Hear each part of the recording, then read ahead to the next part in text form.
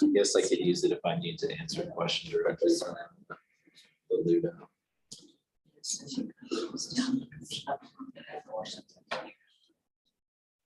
I'm trying to understand. I guess I could use it if I need to answer a question directly. That would be our part of this world.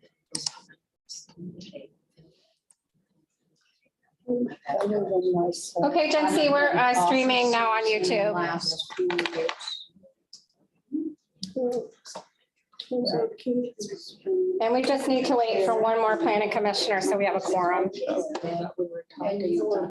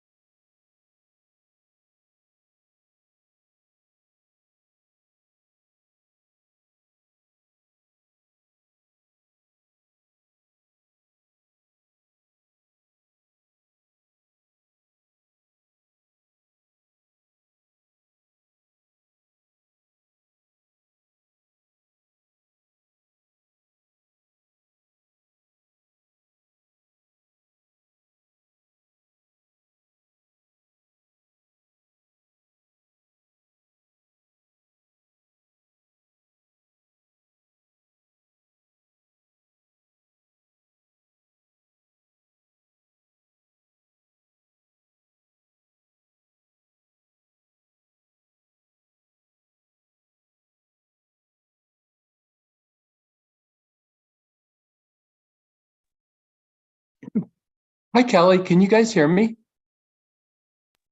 Yes, we can hear you, Russ. Okay, just testing. Be right back.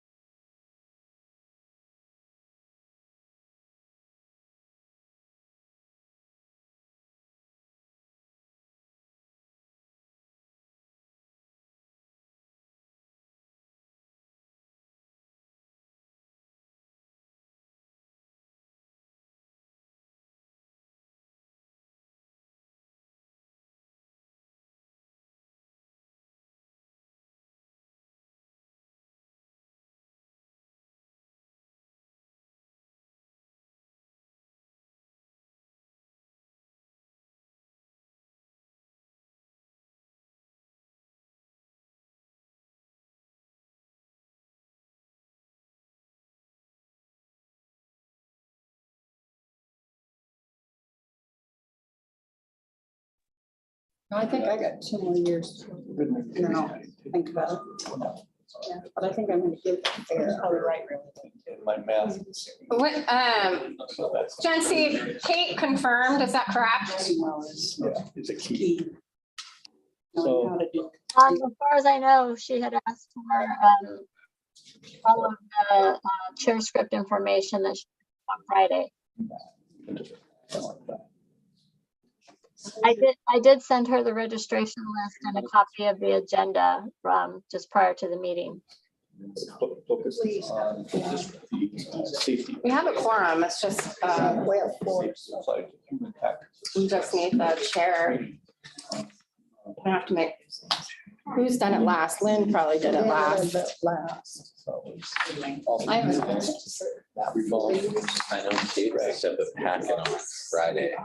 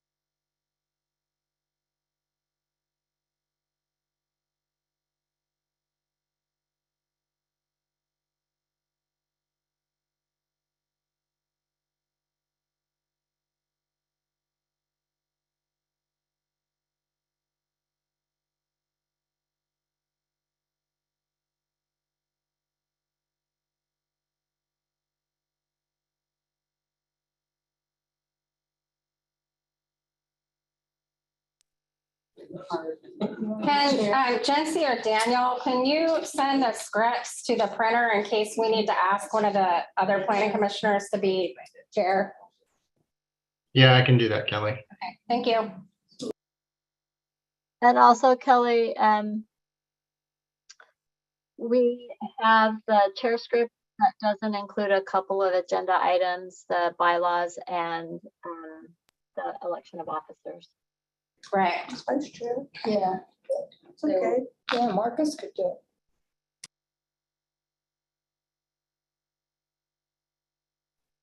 And Kelly, I did send the chair script to Marcus when I sent it out. Right. You can send that to Marcus. He can be, he's the vice chair. He can wing it. You're on the spot, Marcus.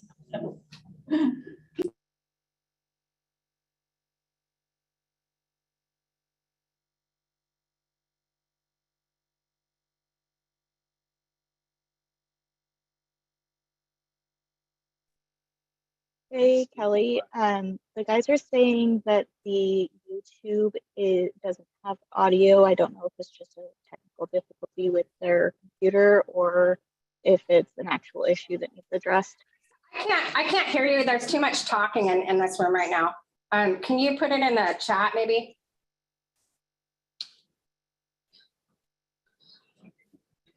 Quiet now. I'll come out.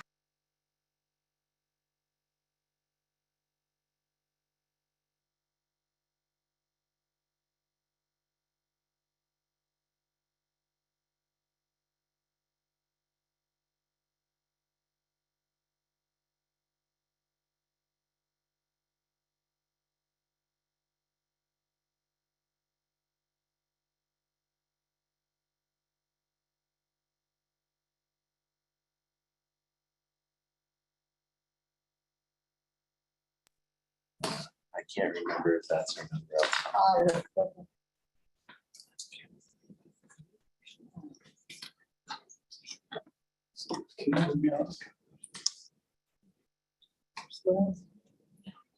Supposedly. Doesn't go away. 503699. Is that her number? What's up there?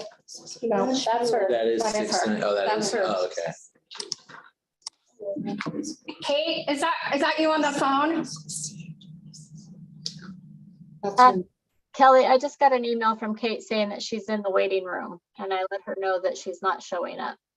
Oh, she showed up, but she's with just. Oh, I maybe see her she phone might be number. trying to connect separately through her phone audio. I see her phone number. And I don't see anybody in the waiting room. Will it click on, when you click on her phone, will she come up? There.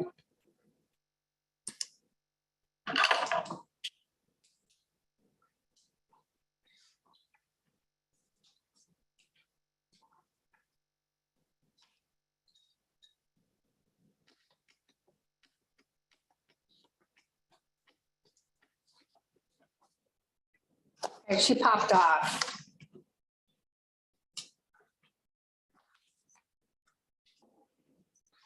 See if she comes back.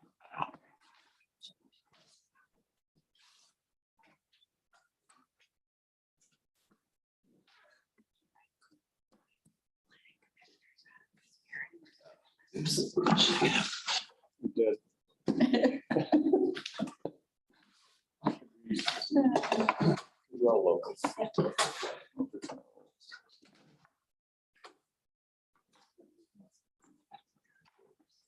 Marcus, since we have kind of a big agenda today, do you want to go ahead and take over the, oh wait, here comes Kate. Yeah, I closed the door. What? It's gonna get really hot in here, so we might just leave it. All right.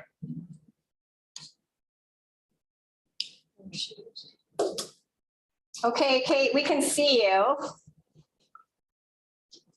She's on mute. Can you hear me? We can hear you. Okay, I'm actually going through my, I can't do Wi-Fi. I can only do phone. So I'm on that phone operating system now. Okay. Okay. Okay, guys, sorry for the drama. I just want to confirm that is staff present and are we ready to open the hearing? So we have a couple items of business ahead, Kate. Okay, But we Great. we do have a quorum and staff is ready. okay, great. I will hold then until you let me know, and I'm going to be on mute while you do other business. Typically, the chair directs the other business. Okay, hang on a moment, please. We're all rusty. It's okay. Yeah, my apologies, folks. We're I'm we're look- all rusty, Kate. It's been a hot minute, so. Okay, all right, we're getting there.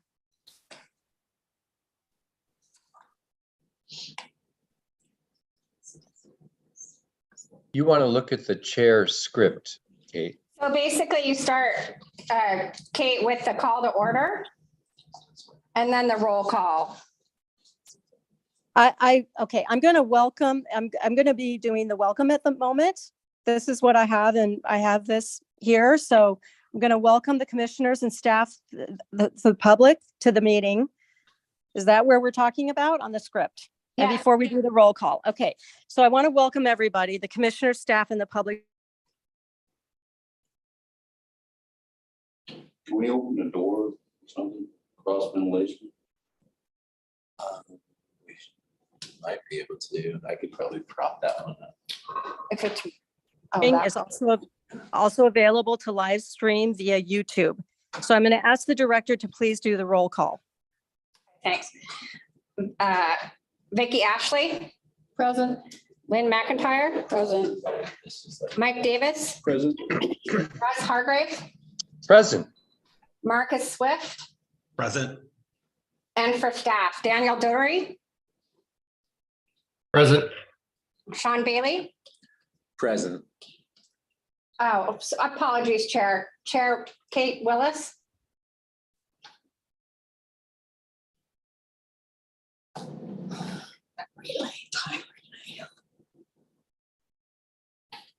She's present. Yeah. And then for staff, we also have administrative staff, Jency Smith, Krista Harris, and Code Compliance Officer Ted Palmer, and I'm Planning Director Kelly Housley Glover.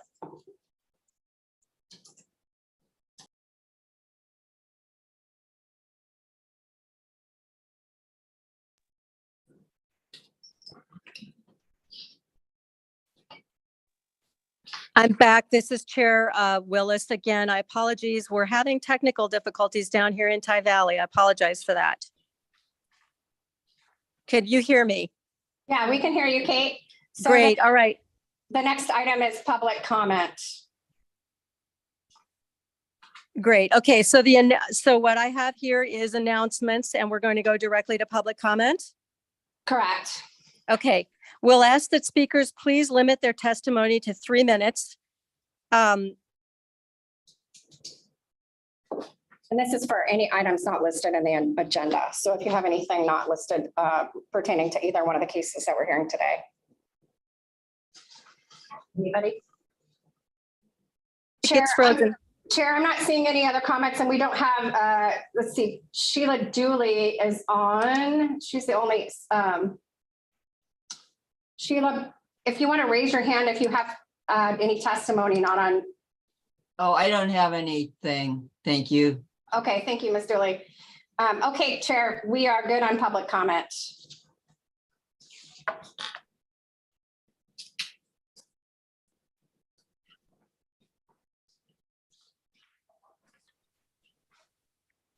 Director Housley Glover, can you hear me? I can hear you, Kate. I'm sorry, the call keeps dropping, even though I'm only on the call. I think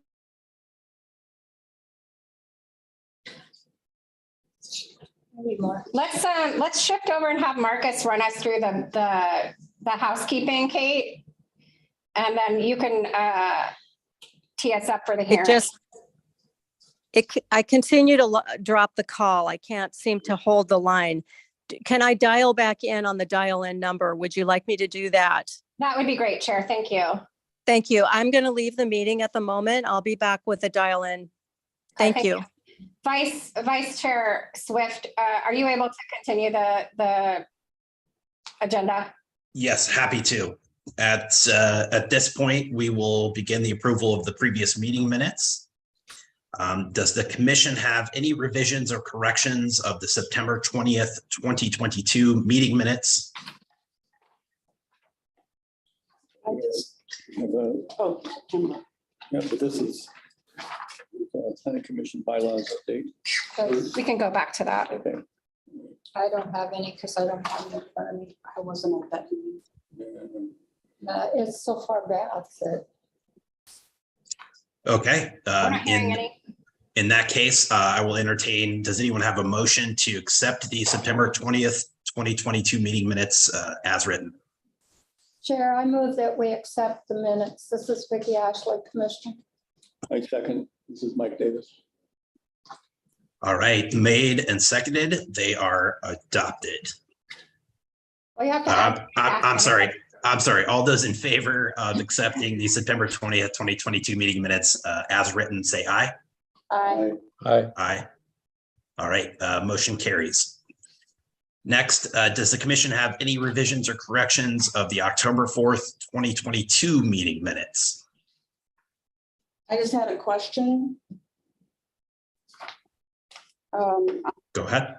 On page 8, at the top of the page, there's a sentence that doesn't quite make sense, and maybe it's how I'm reading it. It says, all optional uses are advancing recommendations to the board.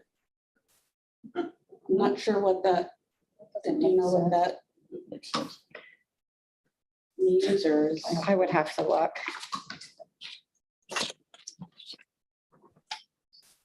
There's something missing. Yeah. But this is the whole stack that we're reading on.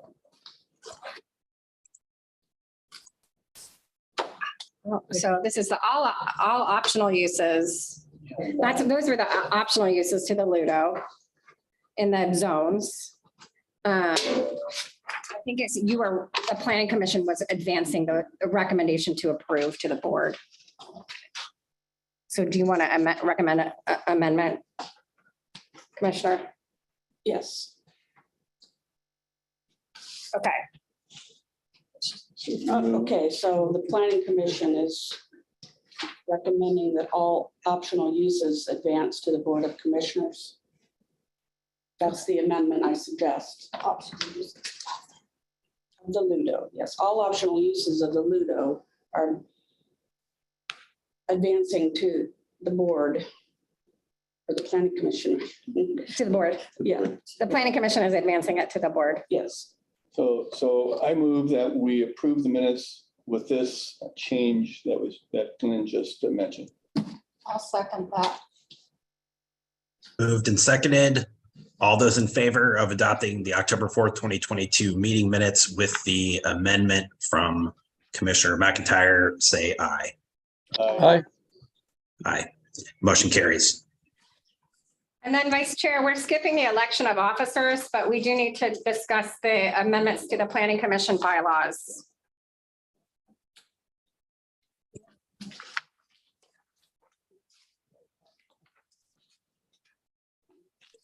You give me one moment. I'm looking for that on the script. You may not have a copy. So we're removing this into a 2-year. So Vice Chair Swift, I don't think that those items are listed on the chair script, but are on the agenda. So I believe Vice Chair Commissioner McIntyre had proposed modification ahead of a motion. yes. So our bylaws currently state that we are to elect our officers each year, and that the vice chair moves up then to the chair position. And since we have gone to hearings examiner and we're not meeting very frequently, in fact, we haven't met in 9 months, I suggested that the terms be 2 years for officers before, moving, because that would allow a little more time for each of them to be comfortable with the position and learn all the facets of running the meetings and everything. So that is my recommendation, and we changed the terms to 2-year terms. I have a further recommendation for Article C, that it says incoming chair for the following year, and I believe it should be for the following term.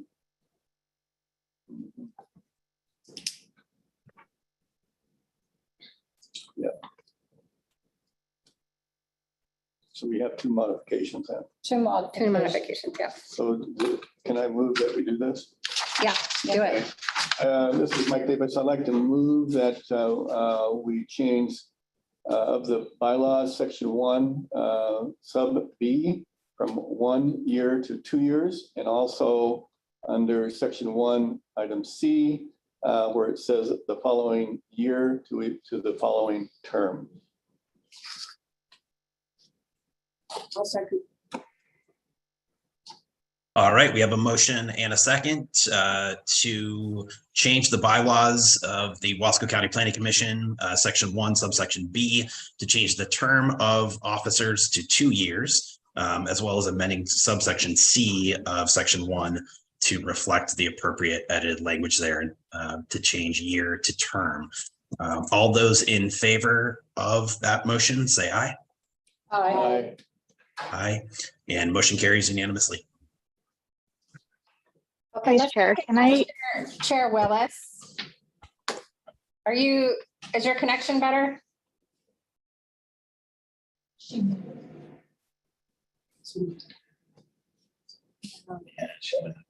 can't get it at home, so I know what she's going through. Okay, it seems like Chair Willis's connection is still problematic. Vice Chair, are you able to continue and open the first hearing? Happy to, yes. Thank you. All right, folks, we have 2 hearings here today. I'm going to go ahead and open up the first of 2 public hearings scheduled for today. This first hearing is now considered open for the purpose of the Planning Commission's consideration for the land use appeal for file number 921-22-000104 PLNG, a national scenic area review to permit existing non-permitted accessory structures in addition. I will not list that entire list unless director tells me that I need to, but there's a variety of additions there. The subject parcel lies within the National Scenic Area boundary and is located on the south side of Simonelli Road, approximately 0.3 miles southwest of the intersection of US Highway 30 and Simonelli Road, approximately 1.5 miles northwest of the city of the Dalles, more specifically described as map tax lot 2 and 13E 17BD 1100 account 1333. This subject parcel is within the RR, which is the rural residential zone, GMA and SMA R-2 zone.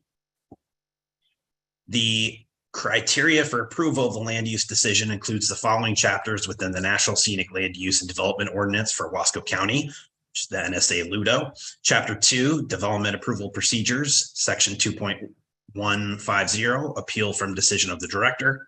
Chapter 3, Basic Provisions, Section 3.160, RR Rural Residential Zone, GMA and SMA.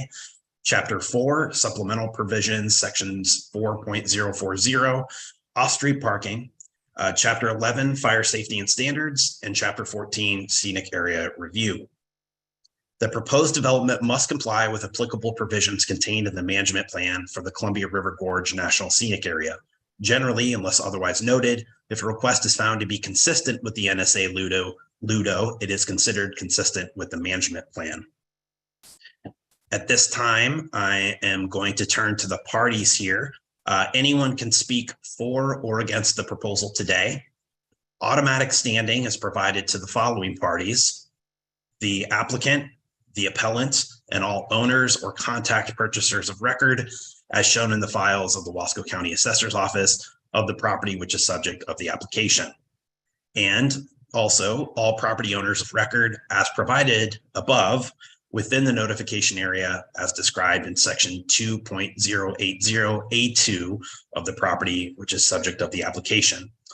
Additionally, any affected unit of local government or public district or state or federal agency, any other person or their representative who is specifically personally or adversely affected in the subject matter as determined by the approving authority, and any person who is heard by the Planning Commission orally or in writing before the close of the hearing.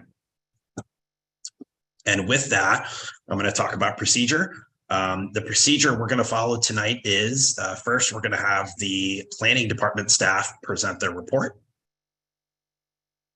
And Director, would you like me to go through the whole list of procedure here? Yeah, please, thanks. Great. So first, we're going to have Planning Department staff present their report. Then at that point, the commission may ask questions of staff. At that point, the applicant owner will then have the opportunity to testify. The appellant will then have the opportunity to testify. The commission will then call upon anyone who wishes to testify in favor of or in opposition to the proposed use.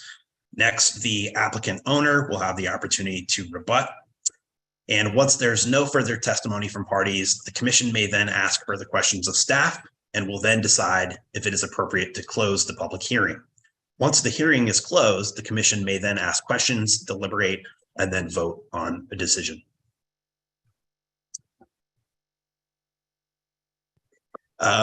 For this hearing, we must follow the rules of evidence. The rules of evidence are as follows. No person shall present irrelevant, immaterial, or unduly repetitious testimony or evidence. If you have already submitted written comments, please do not restate it in the oral testimony unless you have further information to add. Evidence received shall be of quality that reasonable persons rely upon in the conduct of their daily affairs. Testimony and evidence must be directed towards the criteria applicable to the subject hearing. Failure to raise an issue accompanied by statements or evidence sufficient to afford the commission and parties an opportunity to respond to the issue precludes further appeal based on that issue. Any party of record may request that the record remain open for at least 7 days prior to the conclusion of the initial evidentiary hearing. And failure of persons to participate in the public hearing, either orally or in writing, precludes that person's right of appeal to the Board of Commissioners. Written testimony submitted prior to this hearing does constitute participation in the hearing.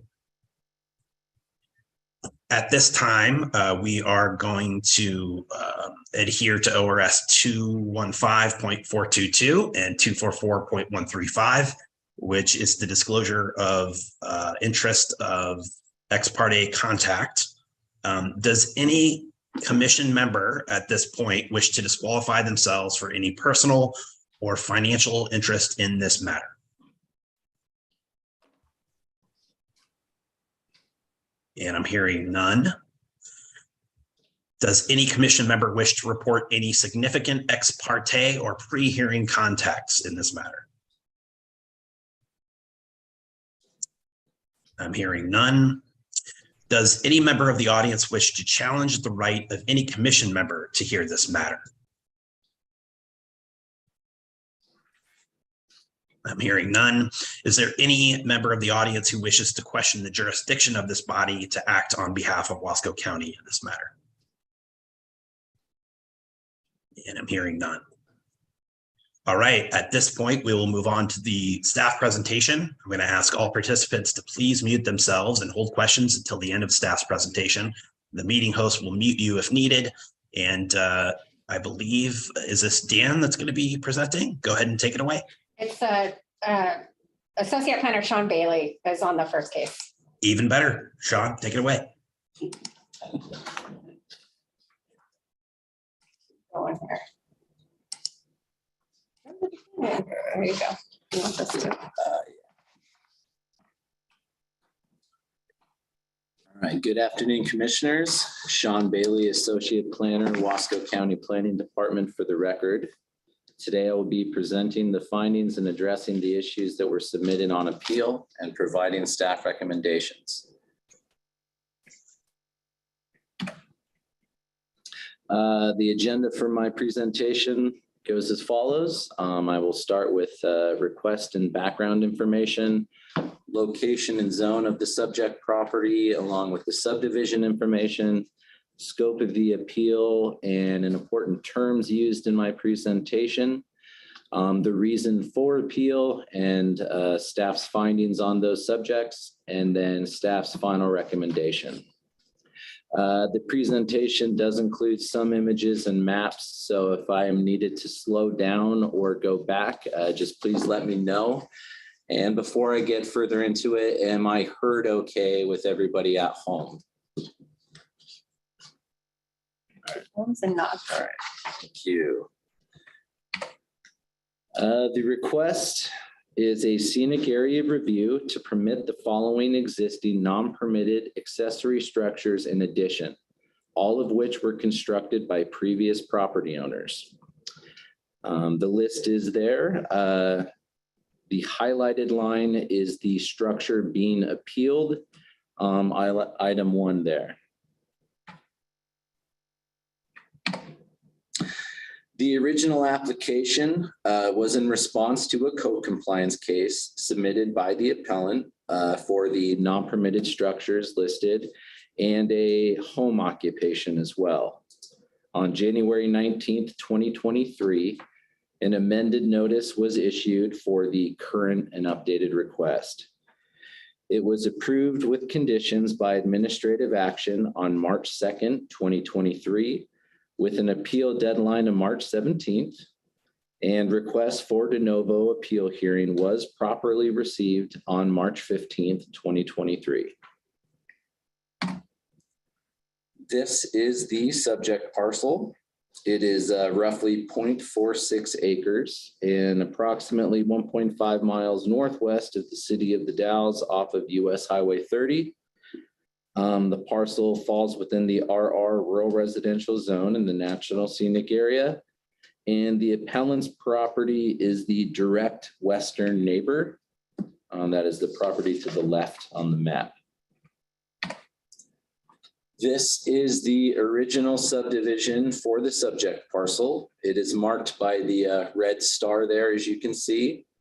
It was created as lot number 9 in block B in the Terrace Trailer Home subdivision, recorded in the clerk's office on August 14th, 1963.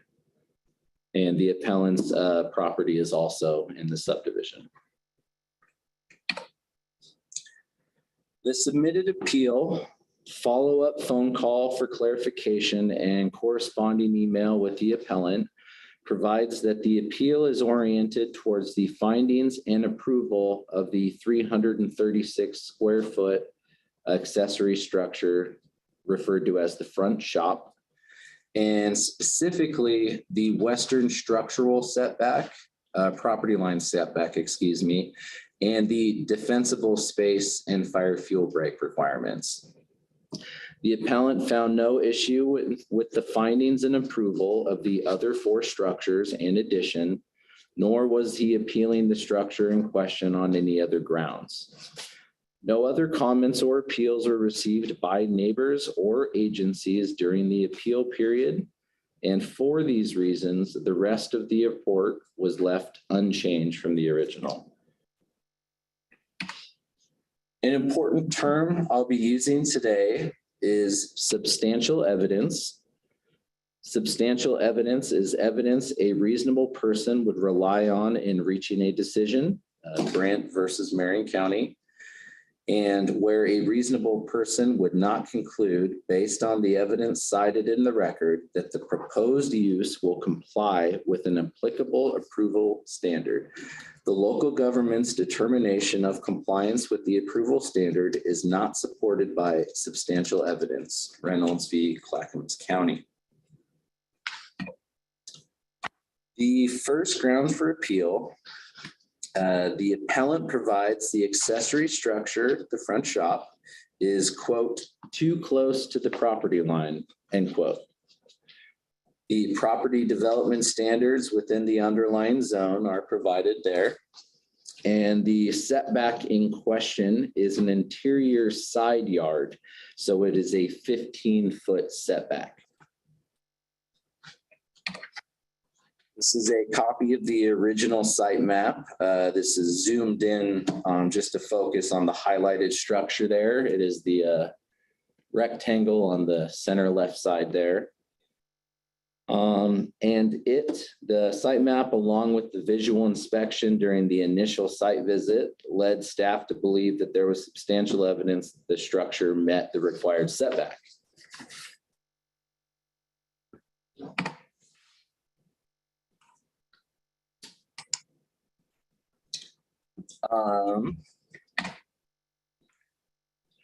These are photos of the structure in question.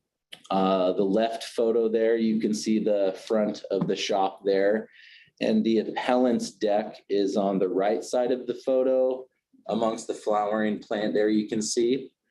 And then on the right photo, that is the western wall of the structure there. And sorry for people in the room. The fence post you can see is kind of directly below the picture there on the right side of the people at home. It is important to keep in mind that due to the reasons I will get into coming up, staff has not been able to determine the exact property line. And the fence in the photo that's covered by the ivy, there's a post right below the people at home there. That was used by staff for a measurement point. Can you point that out on this? Yeah, sorry, I'm gonna drag this. That's fine. That post there. Okay. Yeah, so this is, I'm not sure if people can see my mouse moving at home, but this post and this was sort of covered by the. Yeah, thank you. You can move You that. can move it all there. over, right? Just get it out of the way. Okay, We can see it, Sean. Okay, so thank you. thanks, Sean.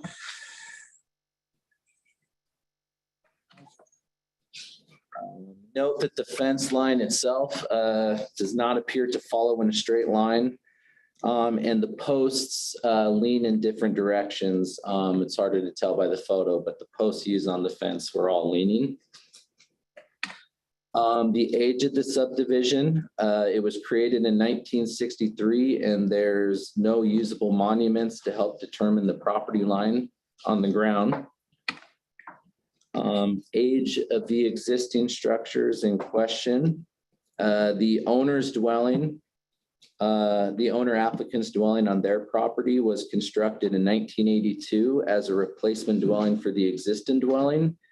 The appellant's house was constructed in 1974.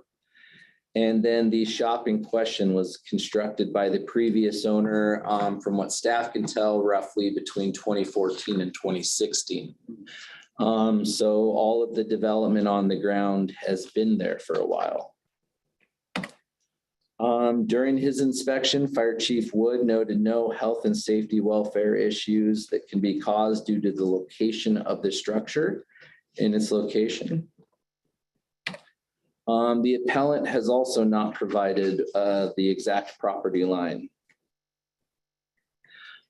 Having said that, using the fence as I stated, and a measuring tape, staff measured that the accessory structure, the front shop, is 13 feet 6 inches when measuring from the northwest corner on the front side, and 14 feet 6 inches when measuring from the southwest corner on the back side.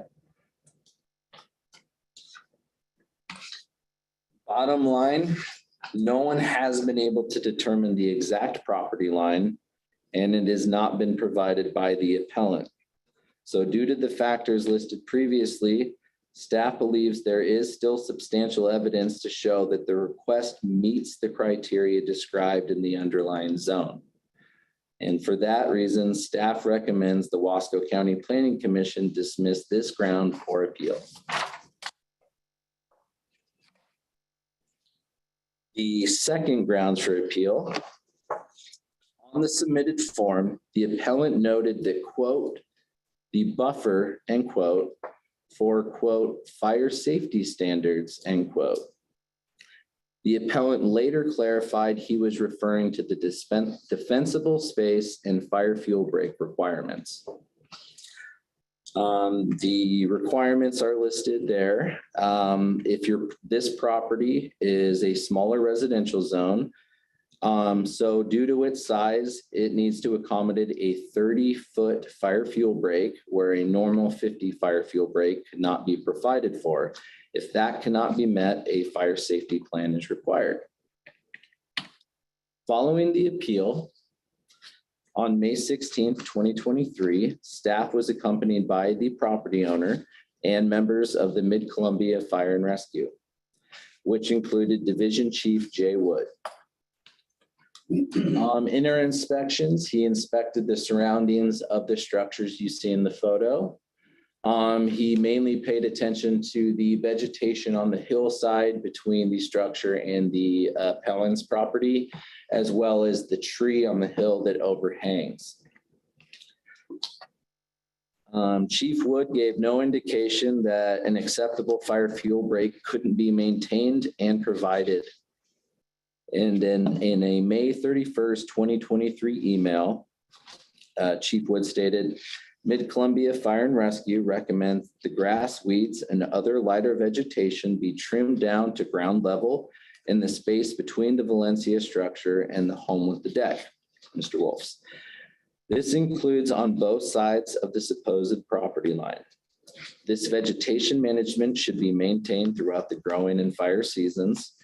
This will help slow or stop the spread of fire between the structures should a fire ignite.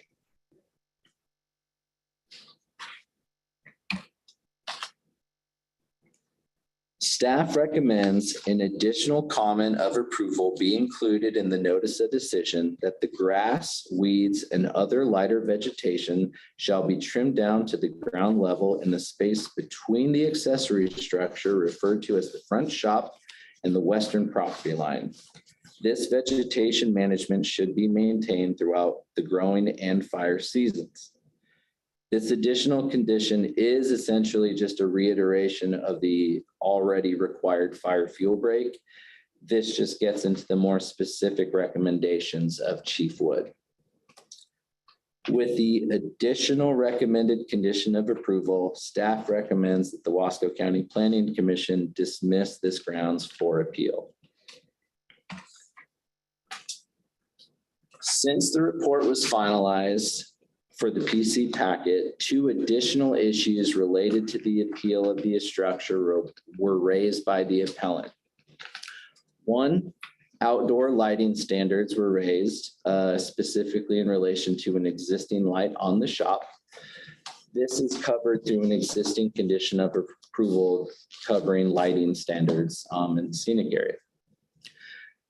Number 2, the structure does not meet building code requirements. This is also covered through one of our existing conditions of approval. and building code requirements is not under Wasco County planning jurisdiction. That concludes my presentation. Due to the findings presented today and throughout the report, staff recommends the commission approve the request with amended conditions and findings as described in attachment A of the planning commission packet.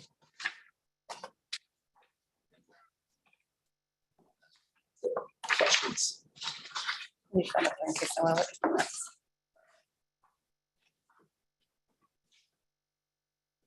I had a question.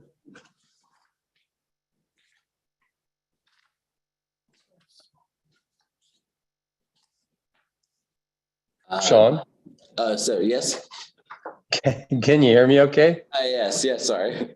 Well, I was just, what was the substantial evidence that the structure met the 15-foot setback? On the initial site visit, it was the original site map and then the original site visit, just the visual inspection. But So when on you- the ground, just the visual inspection of seeing the structure. But when you measured it from the fence, it wasn't 15 feet. What was it 15 feet from?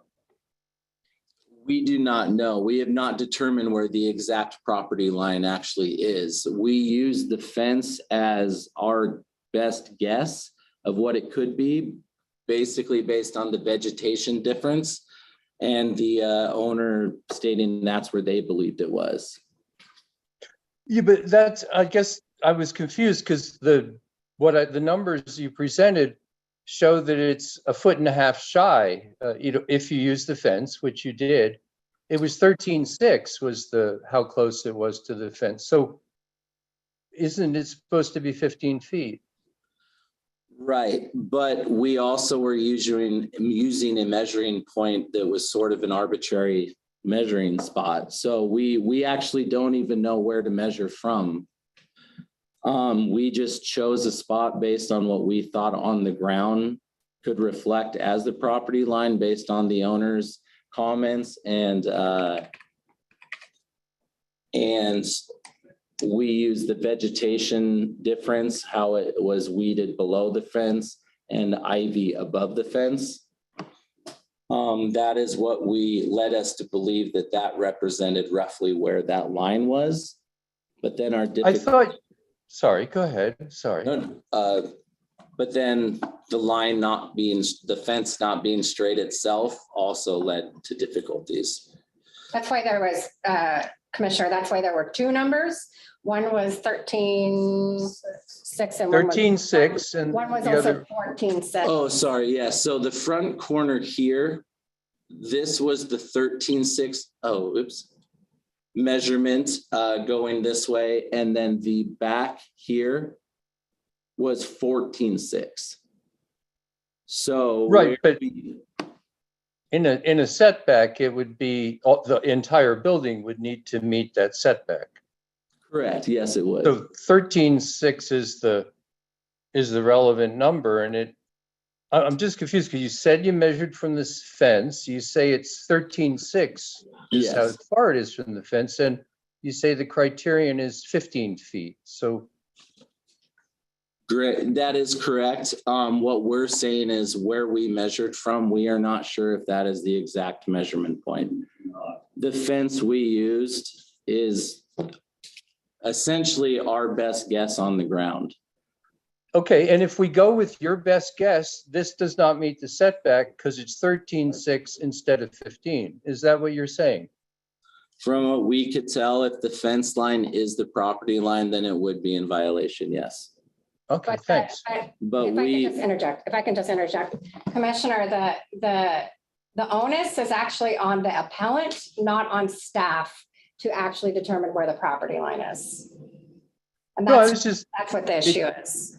But back to the substantial evidence, I really appreciated the education at the beginning, Sean. And so I was just asking, where is the substantial evidence that it does meet the setback? That's all. And there, so again, it was based on the site plan and visual inspection, which is consistent with our procedures.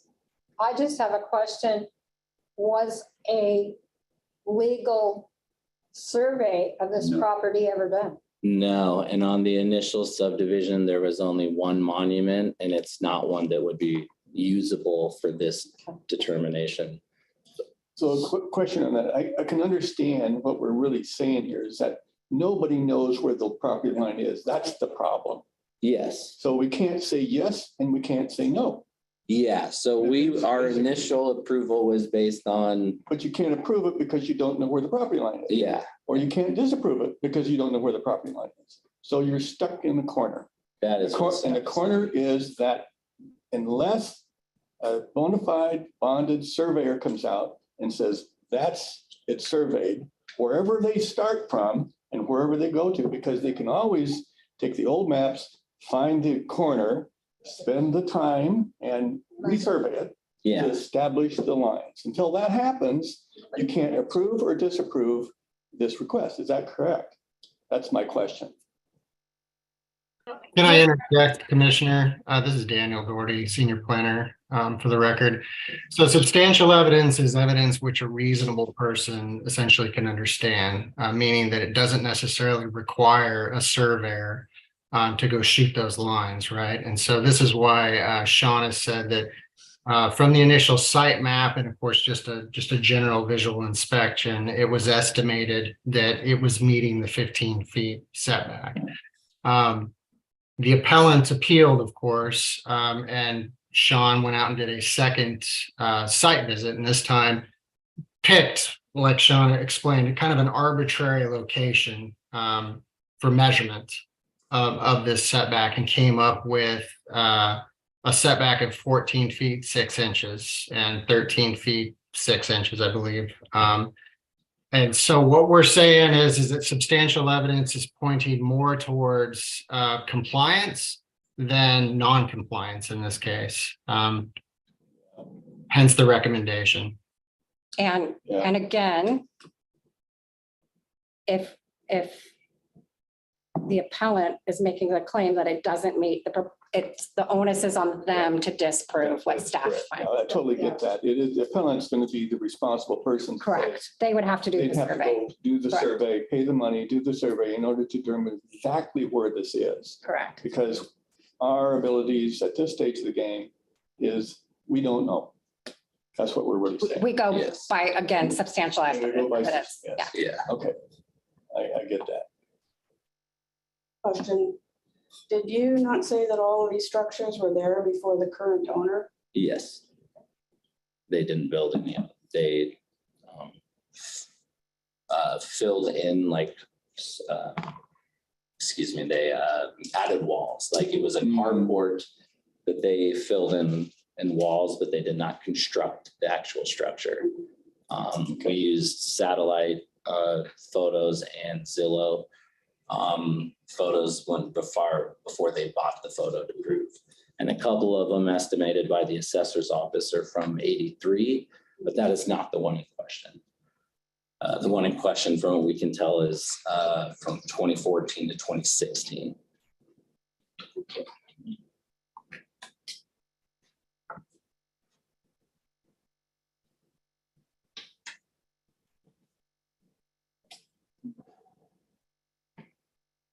Are there any additional questions of staff from the commissioners?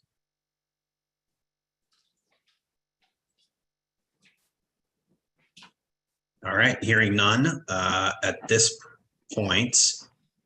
This is now the opportunity for the applicant, owner, and/or their representative to speak. I will remind all participants to state their name for the record. We use this information to contact you about the decision. And if you are there in person testifying, you will also need to state your address. Am I the applicant, Richard Wolfe? No. You're the appellant. You'll be, this is for the Tanya. She's on, but she indicated she didn't wish to speak unless direct questions, I think. Okay. So Chair, we believe the applicant is on the phone, but did not indicate a wish to speak on record unless there were questions. Okay, at this time, I'll ask, do any members of the commission have questions for the applicant?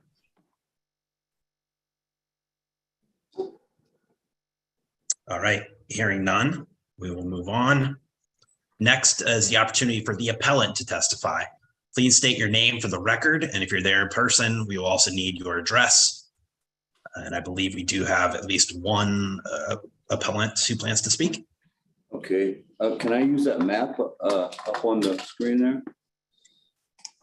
So we'll need you to state your name and your address for the Got it. record. I just gonna need to go up there. My name's Richard Wolfe, 4752 Smilekel Road, 97058, Bosco County. I'll be talking about pre-constructed and 2 carport and 2 a shop, unpermitted. And I'm referencing to some photos, hopefully that I sent Sean. And it was showing a telephone pole. And the deck is where the fence posts are located.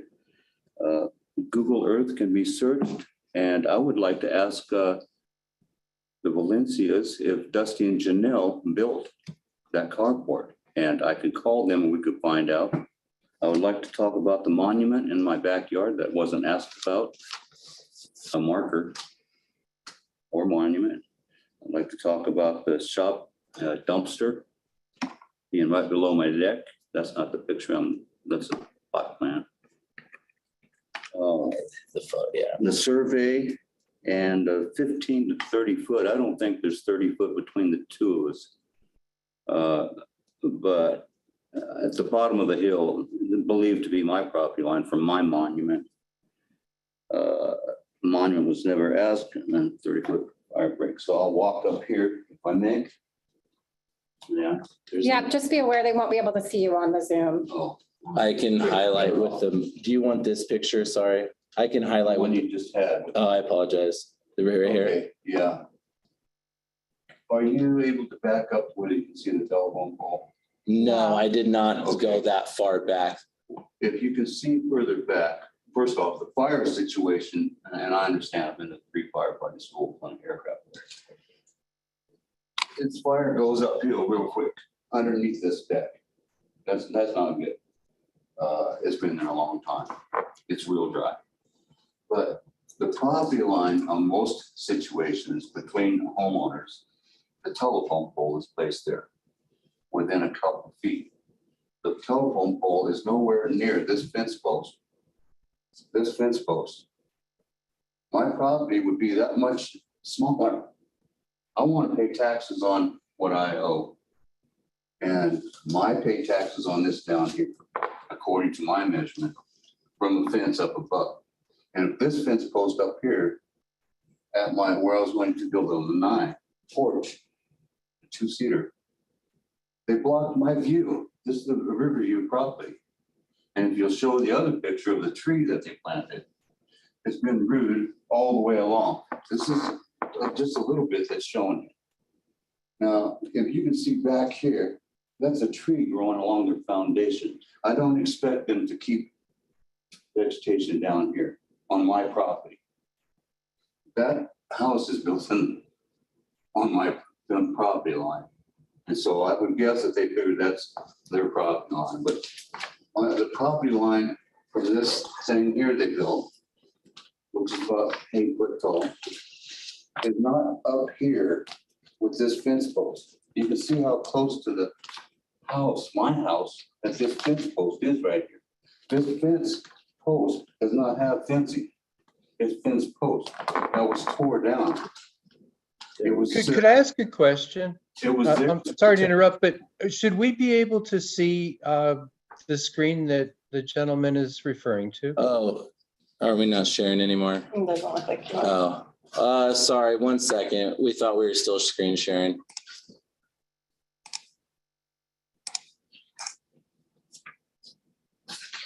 He's just referring to the same photos we were using earlier. I sent you a lot of photos last month too. Here's some more of it. It's regular, changes regularly. But this fence post that you're referencing to is, let me see my house. And I was building a little deck here. And I asked him about, you can't build that right on the property line. He says, it's just temporary. And I don't see a problem. Then I had a triple bypass and I come back and they close it in. The screws are not in it according to the way they should be. We don't know if they have tie downs.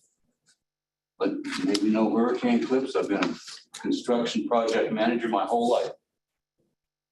And this isn't all that's going on, but this is not the property line. I've taken measurements. I do have a monument in the backyard. It blocks half of my view in front of my house right here, to where now when I sit on the wooden sidewalk, I'm looking at the top of a roof that was installed wrong. It's going to leak. It has electricity going to it. I would doubt that it has tie downs. And now it has a metal roll-up door.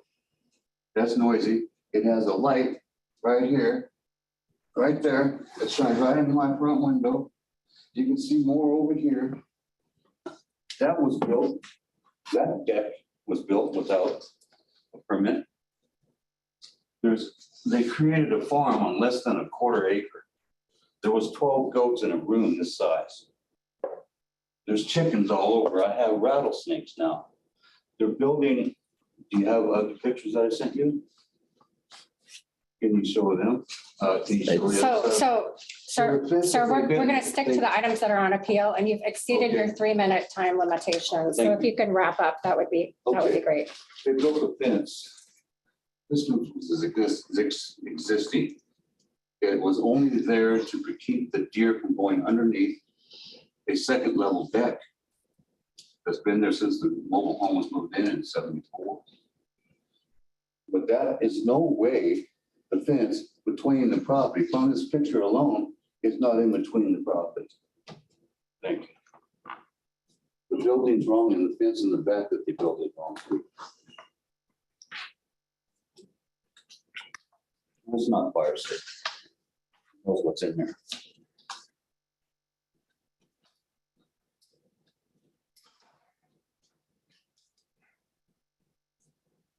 All right. Thank you for that. At this time, we are going to open it up to audience participation. I believe we may have one person signed up to speak on this, Ms. Sheila Dooley. Are there any individuals or members of the audience who wish to speak in favor of the proposal?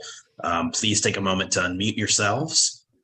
Or if you're there in person and wish to speak in favor of the proposal, please state your name for the record and your address. And then, of course, please limit your comments to 3 minutes or less, and they must be germane to the issues on appeal.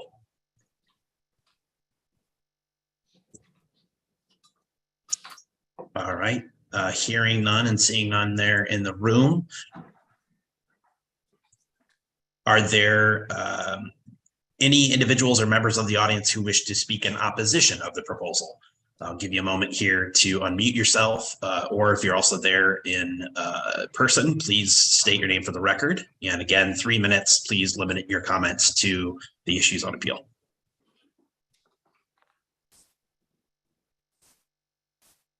Oh, Sheila Dooley, 3300 Vensel Road, Mosier.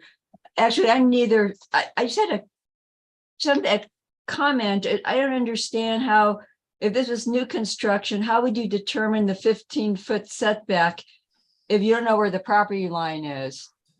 You know, I guess you're talking about maybe using the site map. Anyway, just a comment. Anyway, thank you. Okay, thank you, Ms. Dooley. And I thought I heard someone. Was there an additional member of the public that wishes to speak? This is Mike Rockwell. I've been a realtor in the area for a long time.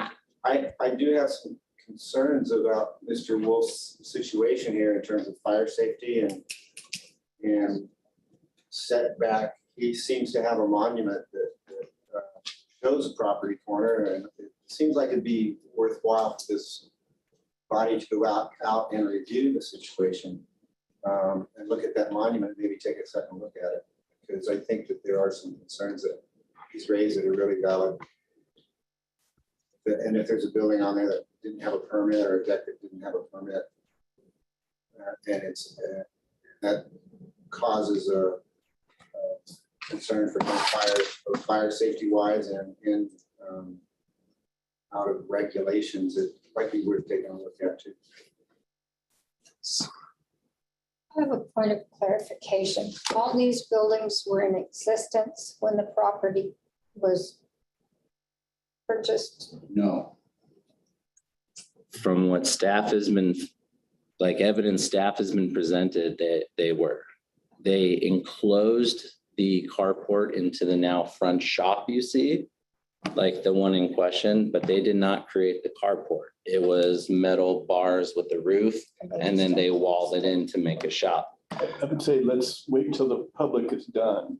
Why can't- Yes, Off, and then we as the commissioners can just start opening. yes. I apologize.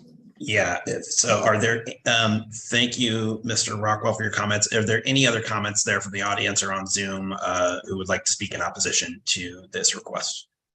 I was just gonna wrap my sentence up before. Go ahead, and please also include your address for the record. Yeah, my address is it's in Washington State. I live across the river in the Murdoch area. That's fine. We need it for the record so we can mail you. We still have to sign in. We're going to discuss. Yeah, 112 Riverview Drive, Lyle, Washington. Sign it in. So we can have it for the record. Whatever decision you make today stands forever or a while. So I just think it's worth taking a review. Second look at. That's all. Okay, thank you very much. At this time, we are going to continue. Does the applicant, owner, and or the representative wish to rebut any of the testimony that you've just heard? If so, I will wait here for a moment. You must state your name for the record. And you must, of course, the scope and extent of this rebuttal should be limited to any of the issues that were raised during the testimony, and you cannot use this opportunity to introduce new evidence. Does the applicant wish to rebut? Right. Hearing none. Is there any further testimony, or does the commission have any questions for the applicant, the parties involved, or the staff before the record is closed?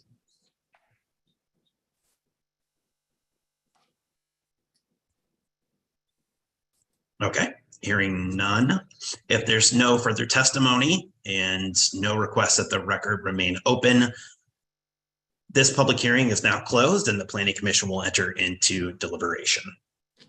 At this point, this is for the Planning Commission only, and this is the opportunity for commissioners to ask questions of staff. Clarifying questions can also be made to staff and the applicant. No new information may be added unless the hearing is continued and a specific request is made to staff to obtain additional information for the Planning Commission's consideration. All right, commissioners, do you have questions for staff or the applicant or appellant? I do. I have a question. During any time during this whole process, was there ever a discussion about anybody, either party, of hiring a actual surveyor to define exactly where these lines are? Staff has pushed that idea before. Neither party wants to be the one who has to pay for it. So without, in my viewpoint, without that, then they're just an argument, period. And there's no, and you can't define exactly where that line is. We are not surveyors. You'd have to get a bona fide surveyor. And I've seen this before in many different places. Yeah. Is that until that occurs, then there is no defined line you can take a measurement from to anything. It's just a guess, and guess doesn't get you anywhere. So to me, unless I agree with staff's recommendation, leave it as it is, unless they can come back, redo it again, but show a bona fide, actual bonded surveying line that you can measure from. Until then, that's just my question was about the surveyor. I totally agree. Until you have a definite survey line, you don't have a yes or no as far as who owns what. And that's just standard procedure to establish ownership. So are we deliberating now, or We're just discussing. We're just discussing, yes. We are deliberating then? Yes. Oh, okay. So what we're supposed to decide is the merit of the appeal. The first ground of the appeal was the offset, the setback rather, which should be 15 feet. In response, staff went out, where's the line? So they said, well, reasonable to assume the fence is the line. They measured from the fence and sure enough, it did not meet setback. So it seems to me that the appeal has some merit because we went out and we measured it and it didn't meet it.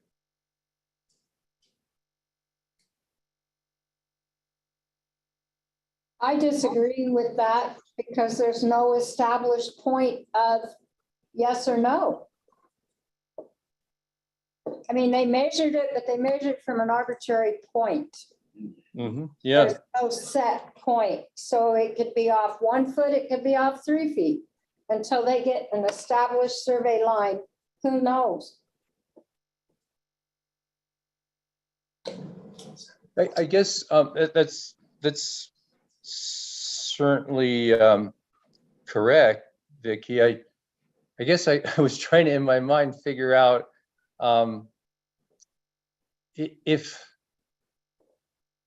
if you can't show that it does meet the setback, then does that mean that the appeal has some merit? And it sounds like your assumption is, well, we would assume that it does not, since it can't be shown. I guess, it depends which way you sort of. But let's assume that it has merit. Let's just assume for a second that the 14 or 13 or whatever it is has some merit here. The problem with that merit, it is not valid. Because as what staff pointed out is that when you go out and start doing arbitrary measurements, we don't know where the nose of the horse is or where the tail of the horse is to measure from. We know that it's a horse and it's in that general area, okay? But we don't know exactly where it is. So my point here is this: it may have merit. So if we go the opposite direction versus taking more of a neutral one here, then all of a sudden we're tearing buildings down and doing all sorts of destructive processes. Either way. So my point is this: unless either party brings back an actual survey of that area, then even the measurements that we made are invalid because there's no starting point. It's a guess. And how do we truly make a good decisions with a guess, with just an opinion? We cannot.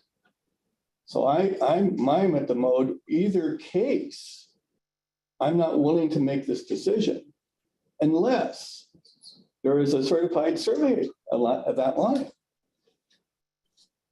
So I can't sit here and say yes or no, it's invalid. So I would just put it back onto the whoever's and say, give me a survey line and we can make a good judgment from that. Is not the burden on the appellant to That's correct. prove the Exactly. distance? Okay, that should have been submitted by now. So I'm ready to make a motion. Okay. If there is no further discussion, we have several options here. We can approve the request as submitted by the applicant with original conditions of approval. We can deny the request with amended conditions and findings. We can deny the request with amended, we can approve the request with amended conditions or findings, deny the request with amended conditions or findings, or if additional information is needed, continue the hearing to a date and time certain to allow the submittal of additional information. At this point, the staff recommendation is option B, which is to approve the request with amended conditions and findings, which were included in the staff report. Can I ask a question on the wording there, Marcus? It's the appeal we're deciding on, isn't it? Or is it the request, the application? You're using the word request, is kind of confusing me. Sorry, Vice Chair. Commissioner Hargrave, it refers to the original application that is on appeal. Okay. So, okay. I would move to approve the request with the amended conditions and findings. I'll second that. All right, we have a motion to approve the request with amended conditions and findings that has been seconded. At this point, I think it probably makes sense to do a roll call vote here. Well, what about discussion? Oh, I'm sorry. Yes, that motion has been made and seconded. Discussion? I not necessarily part of this motion, but there's another thing we could do, which is to add a condition to the approval that they have that line surveyed. But the question I have with that, Russ, is that they have that option no matter what happens. Meaning that if they want to refile with that, they can at any time. So that just, to me, is just, they can go out and do the survey, or they can maybe talk to each other and, and try to get a collaboration of where is that line to try that. But one of them is going to have to bring that in, but they can appeal it again. So we're not closing the door. They can't appeal again. They can't. No. Okay, then I'd have Yeah, to, if we Russ. approve this, Mike, then we're denying that opportunity for the conversation you described, because they would not be forced to get a survey. And I'm just wondering out loud if we would maybe want to add a condition that says you do need to have this line surveyed as a condition of the approval. I'm kind of leaning your way a bit there, but the question I have then would be is that if we put that in, are we demanding, or are we just saying, hey, we're approving this as it is, but you can bring it back forth if you get a valid line and then open it up again or something in that sort. Can we do that? That's my question. It would be a requirement We could, for the applicant. Just to clarify again, it would be a requirement for the applicant to get a survey, not the appellant. the appellant hasn't proven though where the line is. Correct. At least that's staff's assessment. Well, he didn't prove today with a definite map or measurement or survey where the actual line is. So therefore, Again, that's- it's the proof of him to prove that this is not to go forward. That was staff's assessment. Well, that's how I, So let me think about that in my own terminology here. So that means that if we approve B as it is, it's over. They can't come, neither one of them can come back with a line. That's correct. Okay. If we approve it with conditions, then the onus of doing the survey is on the owner of that property, That's correct. not the appellate. That's correct. Okay. Is there a way that we can add either or to that? It could be the owner or. We don't have a mechanism to compel the appellant. Okay, so the appellant, okay. See, I just, Mike, I just think it would be prudent from a county's point of view, because as we've said, I think all of us in this meeting, and Mike Rockwell and Sheila said the same thing. How can you approve something if you don't know where the property line is? And so it seems prudent as we approve this to add a condition that says that needs to be surveyed and it needs to be 15 feet. If it's not, then there's the opportunity for the applicant to ask for a variance. But right. I'm just saying, why approve it without knowing where the property line is? Yeah, I don't think we can. mean, to me, I really don't. I mean, unless we know where that is and we know where that survey, because we're getting down to the inches here. And unless we know that, because we've already established what Sean has said is that we do not know where that line is. And what we've done is say, well, if it's there, then it's this much. So that's a best guess of which we could be 3 feet off at the minimum. Okay. So the question I have is that how can we Can we do a date, time, and certain with further conditions to include a survey? Paid by half and half? I don't think We don't so. have a mechanism. No. We don't have a mechanism to do that. So the statement with our existing mechanism, if we do approve with the conditions, that closes the door on it, period. That's correct. Okay. So the appellate doesn't have any opportunity to go get the survey. But he already has an opportunity.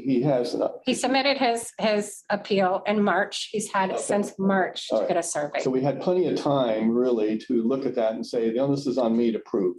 That's correct. Okay, all right. And staff, would I be able to ask a couple questions of staff? Absolutely. Is the applicant required under any existing land use laws in Oregon or any applicant for that matter, are they required to have a survey performed when submitting these requests? No, it's not a requirement, Vice Chair. Okay, and then my second question is precedent, which is we've got a lot of property line disputes in every county. My question is this a requirement that we've made in the past in situations like this, or would this be setting a precedent or going forward? This is some new, kind of created policy. I'm not a lawyer. But what I can say with my years of experience is that typically when there's a property line dispute, we refer the neighbors to civil mechanisms for resolution. And I can ask my staff. He doesn't obviously work in a capacity as an attorney for the county, but he does have a law degree and he is licensed by Oregon State. Mr. Doherty, if he would like to speak on that as well. Daniel? Well, one is, of course, a property issue, and the other is a land use issue. This being a land use issue, the standard of evidence is substantial evidence. Otherwise, I think, as you alluded to, Vice Chair Swift, we would require a survey for every land use application that came across, because we would have to know the exact location of the property line. And so this would include any application in the county, a farm dwelling with, let's say, 100-foot setback. We would require a survey demonstrating if the standard is increased, right, beyond substantial evidence. It would require a survey. So in most cases, substantial evidence for the planning for staff is, of course, generally a site visit and the site map. Certification that they're signing that it's passing the straight face test. It's passing the straight face test, meaning that it is, if you say it's 100 feet, it is in fact 100 feet. I think that, I hope Very that's helpful question. So Could I, Marcus, thank you, Daniel. Marcus, could I make a comment also for Yes, of course. my 20 years more or less on this commission? We certainly do not require a survey for applicants to determine setback. And I don't think we should, and I don't think it's practical. What we do require, in my experience, is for the applicant to know where the property line is. And so when they say it's 100 feet or it's 30 feet or whatever, they are responsible for knowing that. So that's been my experience serving on this commission. And that's kind of, I think, how we've always handled it in the past. I hear that, but in this specific instance, it is the appellant who is required to prove that. Isn't that correct? Well, we are about to approve the application. That's what we are voting on. And so as we approve the application, we're approving it against all the criteria in our LUDO, which includes the 15-foot setback. We might ask in a condition for additional evidence, or actually for some evidence, that it meets that setback. I'm just suggesting that might be prudent. My understanding is that that is the work that the staff performed. Is that not the case? The applicant showed the 15-foot setback on their site plan.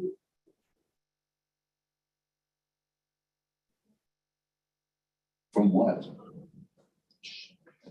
From their property boundary. Their understanding of the property. Their position of it. So it sounds like another thing too, we have to also remember of what our position is as commissioners of looking at this, okay? Unless we have something, but we're gonna have to probably approve the thing as it is. Because we just have to take it for that, what we've come up with and what staff has or hasn't, okay? Now, the other position here is that what still is an opportunity for the appellate or for anybody is it's not closing them off. We've been in cases where there's legal cases where it didn't go through this, it went through the court system. So there's still that avenue for the appellate. Even if we prove this thing, they can still take this to court. They have all the rights in the world to go out and do that, okay? So we're not closing the door, I don't think. What we're doing is we're taking the information that we have based upon what this body can and can't do, because none of us we are not here to define what's surveyed or not. We're not. But we are in the land use and looking at, do we approve this or do we not approve that? So my position here is that I don't think that we should look at this as closing the door to the appellate. He has other mechanisms he can go through that other people have done, okay, through our legal system. But that requires, no matter what the case is going to happen, either party, is that it's going to have to be surveyed, or it's not. None of this is going to work. So, so did you make a motion? I did. There is a motion and a second on the table. Made the motion. Yes. Second on B. Okay. Yes, the motion and second on the table is to approve the request with amended conditions and findings as outlined in the staff report. At this time, are there any more discussion from the commissioners, or should we go to a vote? All right, I'm gonna just call out, do a roll call. All those in, well. Let me just go. Chair, do you want me to just go through the roll call and ask what their vote is? Yeah, Commissioner Ashley, what is your vote? Approve with conditions. Commissioner Hargrave? No, I'm not approving. No. Commissioner McIntyre? Yes. Commissioner Davis? Yes. Commissioner Willis? You still with us? I believe she's still with us, but I don't know that she has the ability to communicate. Kate, if you can hear us, you could tell me if I'm wrong, Kelly, but I think she can send her vote written through chat. I did request that. I think she's on her phone though. Oh. All right, and then Commissioner Swift votes yes.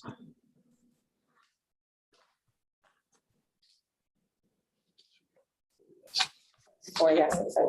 Okay.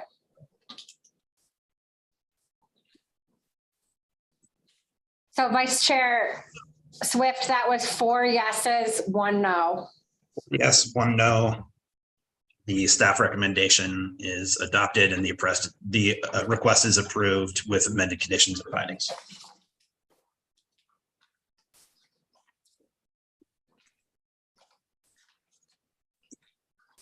All right.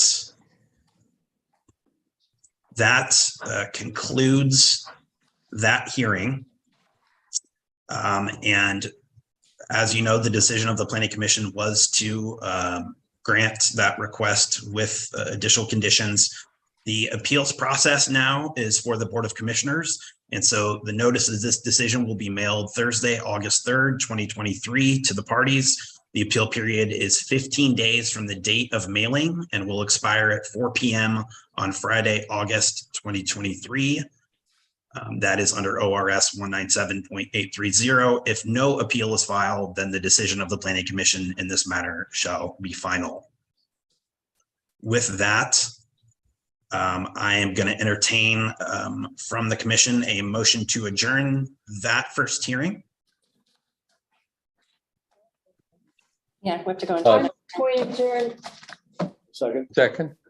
All right, made and seconded. All right, that hearing is closed. And we will now, I believe,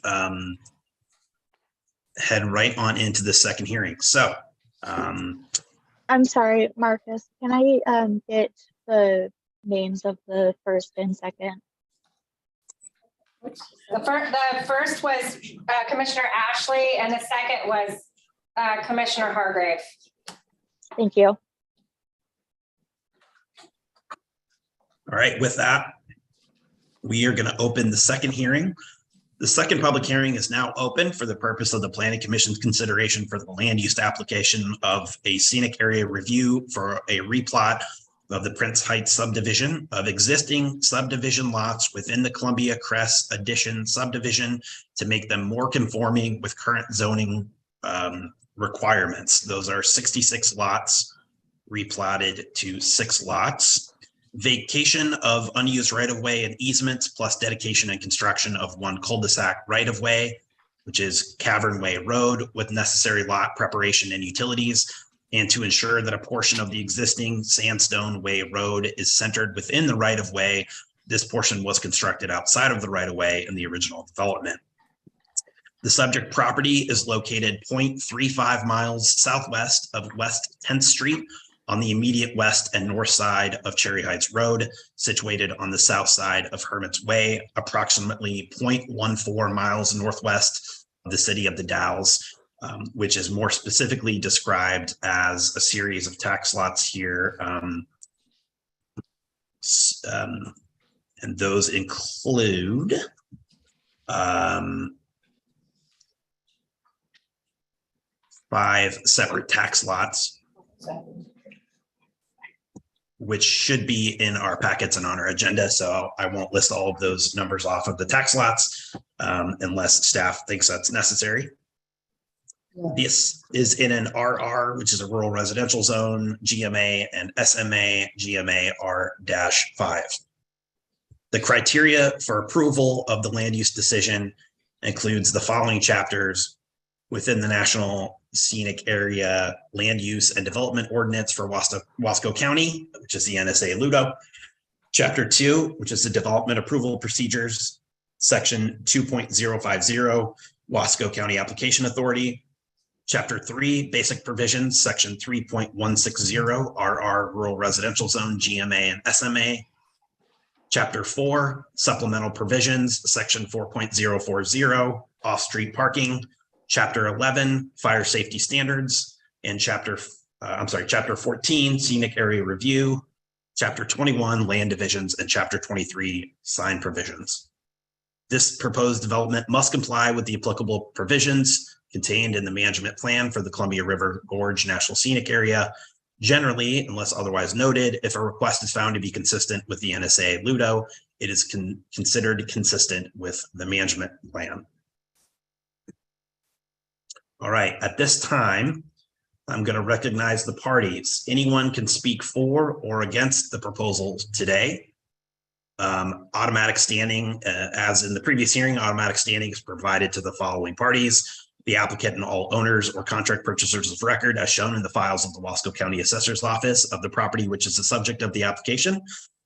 B, all property owners of record as provided in A above within the notification area as described in section 2.080A2 of the property in which is the subject of the application. C, any affected unit of local government or public district or state or federal agency. D, any other person or their representative who is specifically, personally, or adversely affected in the subject matter as determined by the approving authority. Or E, any person who is heard by the Planning Commission orally or in writing before the close of the hearing. The procedure we're going to follow again is, first, we're going to hear from the planning department staff as they present their report. Second, the commission may then ask questions of staff. Third, the applicant owner will have the opportunity to testify.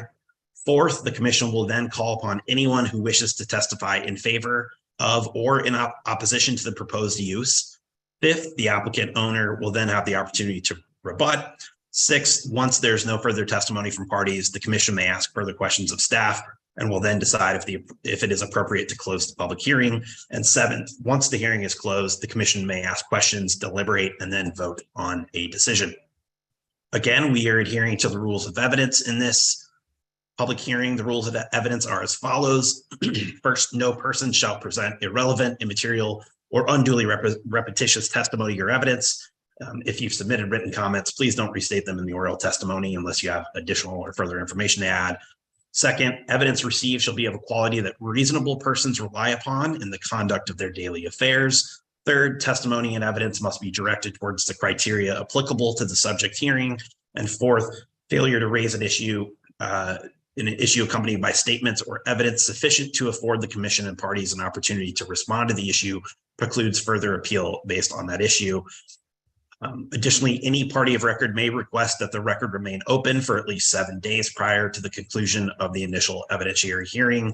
And lastly, failure of persons to participate in the public hearing, either orally or in writing, precludes that person's right of appeal to the Board of Commissioners. Written testimony submitted prior to the hearing does constitute participation in the hearing. At this point, we are going to enter the disclosure of conflict of interest or ex parte contact under ORS 215.422 and 244.135. First, does any commission member wish to disqualify themselves for any personal or financial interest in this matter? Hearing none. Does any commission member wish to report any significant ex parte or pre-hearing contacts? Hearing none. Does any member of this audience wish to challenge the right of any commission member to hear this matter? Hearing none. Is there any member of the audience who wishes to question the jurisdiction of this body to act on behalf of Wasco County in this matter? Hearing none. At this time, we are going to enter the staff presentation portion of the hearing. I'm going to ask all participants to please mute yourself and hold all questions until the end of staff presentation. You will be muted if we need to. And at this time, I'm going to turn it over to staff. And I don't know if that's Dan or Sean, but take it away. Thank you, Vice Chair Swift. Give me 1 second. All right. Let me know if you have any problems hearing me or if you cannot see the presentation.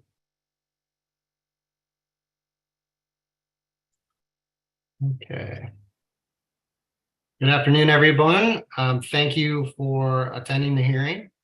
I'm Daniel Doherty, Senior Planner, Wasco County Planning for the record. So we'll go ahead and jump in. This presentation will cover down on a request to replat an existing subdivision. We're going to go ahead and talk about the location, the request and background first, and then jump into the zoning chapter, talk about the fire safety chapter, chapter 11, and the scenic area standards, chapter 14. Then we'll jump into the bulk of the review and the bulk of the staff report, which covers down on chapter 21, land division standards. There are 3 record corrections within the presentation. I've put an RC for the presentation, and I'll also call them out during the presentation. All right. The location of the subject properties are 500 feet southwest of the city of the Dalles, outside of the urban growth area and boundary within the National Scenic Area. They are within the RR, Rural Residential Zone, GMA, RR5. The subject property is comprised of 5 separate tax lots, but it's important to remember that the tax lots are assigned by the Wasco County Assessment and Taxation Office and do not represent the actual delineation of the individual lots within the subdivision. So the request is for a replat of an existing lawfully created non-conforming subdivision, the Columbia Crest Addition subdivision. The essential request is to replat 66 lots into 6 lots. The request also includes a vacation of unused rights-of-way and easements, and a dedication and construction of 1 cul-de-sac right-of-way, Cavern Way, as well as to place an existing sandstone way right-of-way, as Vice Chair Swift explained, that it was constructed outside of the original right-of-way, and then any kind of lot preparations and utilities.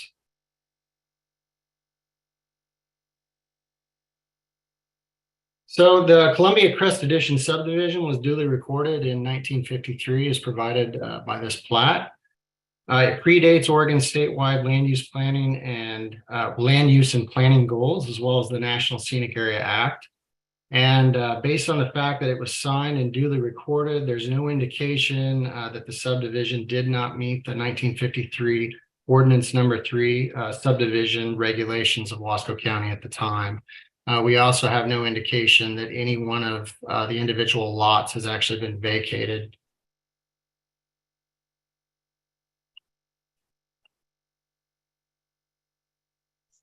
So the original subdivision created small lots compared to today's 5-acre standard. Those lots are approximately 0.23 acres to 0.16 acres. As you can see, a lot of the lots are 70 by 100, so 7,000 square feet.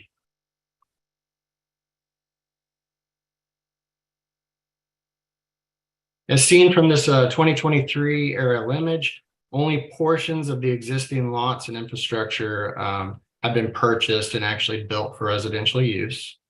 The land use history of the area and application materials suggests that the small lot size and poor soil conditions preclude or significantly hinder the placement of on-site wastewater treatment or septic systems.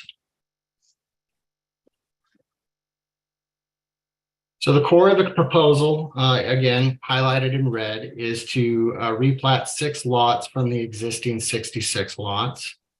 The proposal also is to create a 0.16 acre public park and to dedicate land as a private open space for septic systems for 3 of the lots, 3 of the individual proposed lots.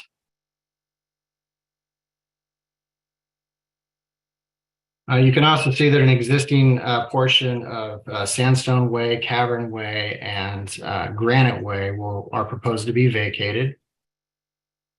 Those roads were never constructed, so there's no need for demolition. They will be vacated in favor of the single proposed cul-de-sac road or Cavern Way.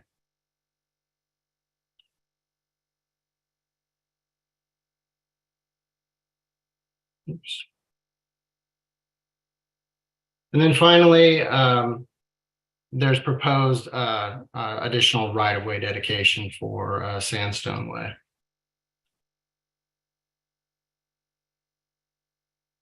All right, moving into basic provisions. The Wasco County GIS provides that the entire subdivision replat area and adjacent property is within the National Scenic Area, RR, Rural Residential Zone, General Management Area. Purpose of the zone is for residential use, but that use cannot adversely affect the identified scenic, cultural, natural, and recreation resources. Properties located to the north, northwest are within the A1 large-scale agriculture zone general management area. Agricultural setbacks will likely not apply for future residential development, or if applied, future residential development will be able to meet the agricultural setback standards of the A1 zone.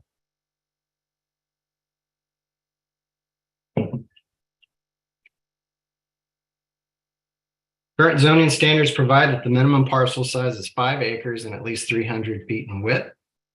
This is my first record correction. The staff report omitted the word alteration for section 3.160 G1A. This will be corrected in the final staff report.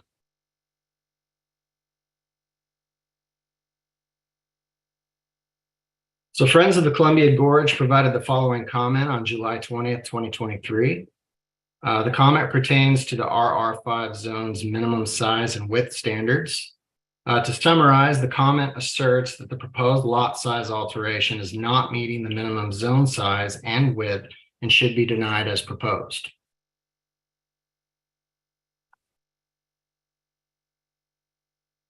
As provided, the proposal will decrease the number of lots from 66 to 6 lots and increase the overall size and width of the lots to more conform with current zoning standards. However, as proposed, the existing standards will not be explicitly met. As previously discussed, the existing subdivision is lawfully created, non-conforming, and the existing lots do not meet the current minimum parcel size and width requirements. The proposal is for a replat, which is generally an administrative decision under section 2.050A10. However, because the replat seeks to significantly alter an existing subdivision, vacate publicly dedicated roads, and to dedicate a road, Chapter 21 subdivision and road criteria is addressed, and conditions of approval are provided where applicable.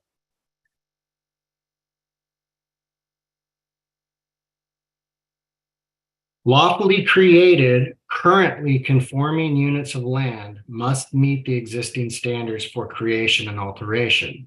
However, Wasco County has historically approved lawfully created non-conforming units of land to be modified in order to become more conforming with existing standards. Wasco County contains several lawfully created non-conforming subdivisions within existing NSA RR zones. Along with the Columbia Crest Edition subdivision, this list in part includes Murray's Edition, Murray's Second Edition, West Highland, Hogue's Edition, and Terrace Trailer Home subdivisions.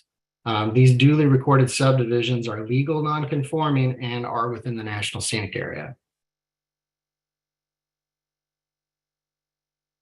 In many cases, the non-conforming subdivisions created small lots that do not conform to existing parcel size or width standards. Furthermore, many of these lots cannot conform to existing septic system or property line setback standards. Replats within these subdivisions have historically been approved to allow for acreage growth without necessarily meeting the express acreage or width requirements of the zone. Per Friends of the Columbia Gorge comments, any lawfully created non-conforming unit of land in Wasco County cannot be altered to become more conforming unless it meets the existing stated standards.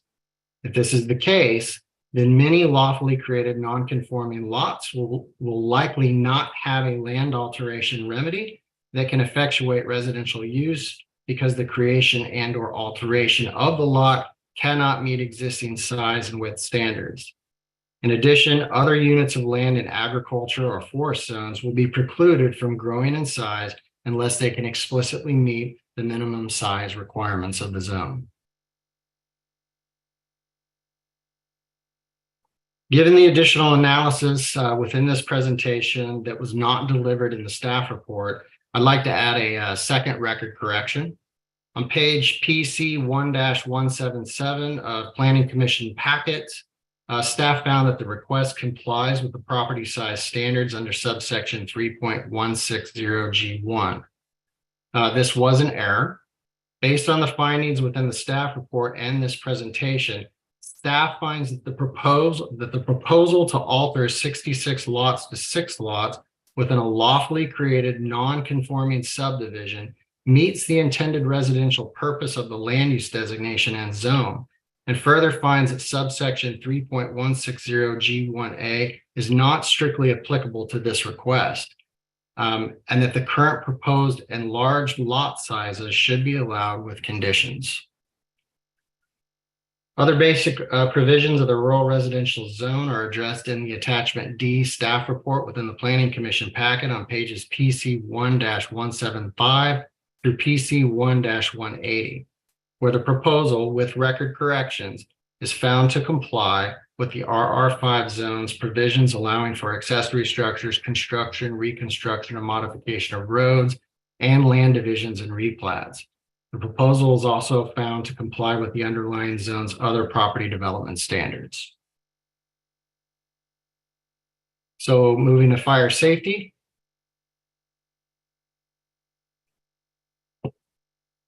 As part of the complete application, the property owners have completed a fire safety standard self-certification form that addresses the applicable fire safety standards. By signing the self-certification form, the owners have acknowledged that they understand Chapter 11 fire safety standards and commit to achieving compliance with them within 1 year of the date of approval and maintain them through the life of the development. So the development area is served by Mid-Columbia Fire and Rescue. It is also within the Chenoweth Water District. Comments from the Water District provide that ample water is available for the proposed development, and there were no significant issues of concern provided. As seen from the slope map provided by Wasco County Geographic Information System, or GIS map, the majority of the subdivision area is within 0 to 30% slopes. Slopes on the east-southeast side of lots 4, 5, and 6 are between 31 and 74%.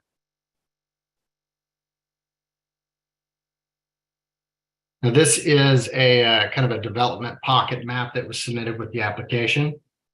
As you can see, the proposed development pockets are located near primary access routes. So Sandstone Way for Lot 1 and or Lot 2, and Cavern Way, the Cavern Way cul-de-sac road for lots 3, 4, 5, and 6.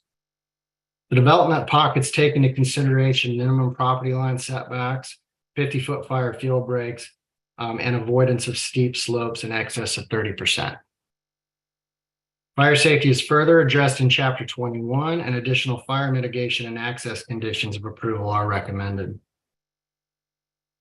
Chapter 11 fire safety standards are addressed in Attachment D staff report within the Planning Commission packet on pages PC 1-181 through PC 1-184, where the proposal is found to comply with the applicable fire safety provisions.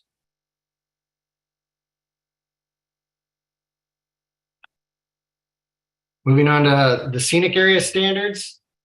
The management plan for the Columbia River Gorge National Scenic Area, quote, allows for rural residential development, end quote, and further, the National Scenic Area Act requires that, quote, residential development outside urban areas take place without adversely affecting the scenic, cultural, recreation, and natural resources of the scenic area, end quote.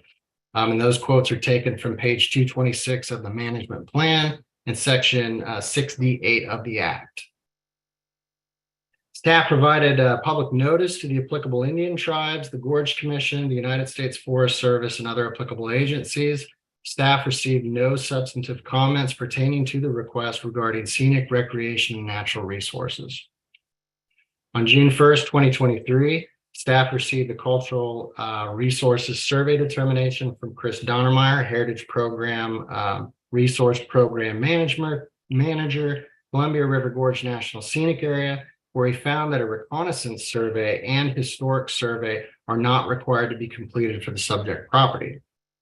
Applicable conditions are recommended regarding inadvertent discovery of cultural items and human remains.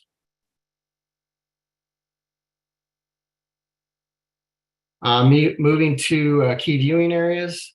As you can see from this produced map from the Wasco County GIS Scenic Area Composite, Not all of the proposed lots are actually visible from applicable key viewing areas.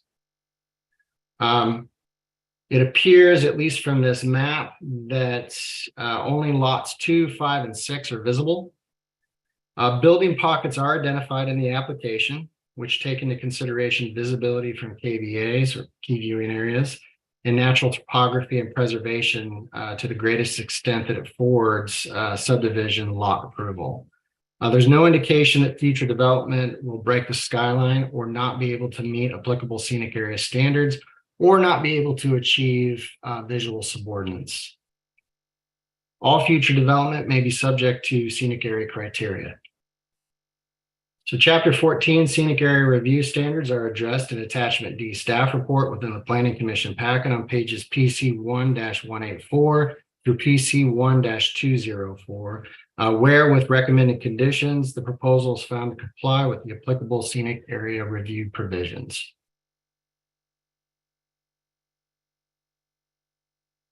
Okay, so we're going to go ahead and jump into Chapter 21. This, again, this took up bulk of the staff report and review. The staff report provides a thorough analysis and recommends numerous conditions of approval pertaining to the relevant criteria. This presentation is a high-level analysis of that criteria, those findings, and overall the recommended conditions of approval within the staff report. So essentially, I won't be covering down on every section and subsection within Chapter 21.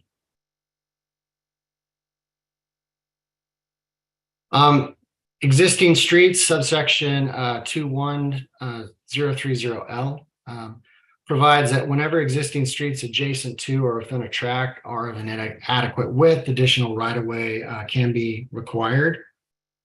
Existing streets adjacent to and within this tract include Cherry Heights, which is a publicly dedicated, publicly maintained road, Sandstone Way and Hermit's Way, both of which are publicly maintained and not publicly dedicated, not publicly maintained. So pertaining to the adequacy of width of these roads, staff reached out to the director of Wasco County Public Works Department, Arthur Smith, who provided comment on June 26, 2023. Quote, Cherry Heights is a fully maintained county road with an ADT of over 1,500. Adding a few additional lots and traffic trips will not adversely impact that road. Sandstone, Hermit's Way are currently public roads of local access. They are paved roads in fair shape, but they are not maintained by the county. Excuse me. I am not looking to add them into the county road system, end quote. This comment is found in the package on page PC 1-213. Additional comments from Mr. Smith were provided on July 3rd, 2023. Quote, the existing roadway widths are adequate to serve the additional lots and appear to have been built to meet our minimum road standards. I would not require any road widening, end quote. That's from PC page PC 1-213 in the PC packet. So based on the overall plan and comments received, staff finds the proposal complies with subsection 21030L. So subsection P, the cul-de-sac road, this one is one of the more condition-heavy subsections. So subsection P provides that the cul-de-sac roads are not desirable, but if proposed, they must meet fire safety standards. So those are out of Chapter 11 and standards that the local fire department may require. The cul-de-sac is proposed to be a 22-foot wide paved road. With 2-foot wide gravel shoulders in a 50-foot wide road track, approximately 590 feet in length, with a 48-foot radius or 96-foot diameter. Additionally, the applicant proposes that road maintenance agreements will cover any kind of road maintenance for Cavern Way, the proposed road. On June 26, 2023, the applicant provided additional details as to why a cul-de-sac road is proposed. Quote, the primary reasons are topographical and preserving the limited drain field areas. We are minimizing land disturbance with a cul-de-sac versus a through road. The steepness of the site means that constructing a through road would require significant grading and excavation to create additional road. The topography is also too steep to create a through road to either the east or south. So a looped road would be the only option other than a cul-de-sac. By opting for a cul-de-sac, the need for extensive land disturbance is reduced since it involves developing a smaller area. The use of a cul-de-sac also allows for better utilization of the buildable area and suitable septic drain field locations, end quote. That quote's found on PC 1-343 of the PC packet.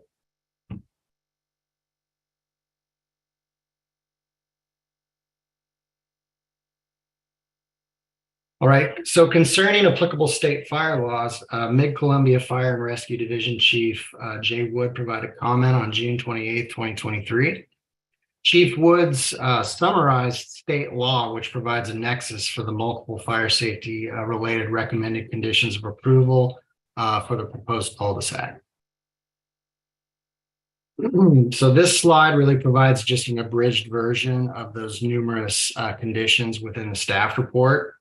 Essentially, those conditions refer to or require certain lot distance to the access road, cover engineering requirements for minimum loads, widths, and grades of both the proposed Cavernway cul-de-sac road as well as driveways, maintenance and signage requirements, turnaround radius requirements. And really the only major difference between the proposed road and the conditions is found under condition 3. Where the proposed road is 22 feet wide and the requirement is 26 feet wide.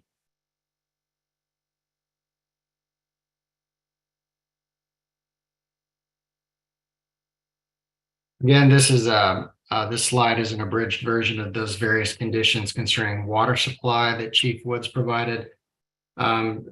Essentially, those conditions require certain fire hydrant requirements, flow rate requirements, final demonstration and compliance requirements. The findings and recommended conditions of approval pertaining to subsection P are located on pages PC 1-218 to PC 1-222 in the Planning Commission packet. Based on the plan, comments, and recommended conditions, staff finds that the proposal complies with subsection 21030P.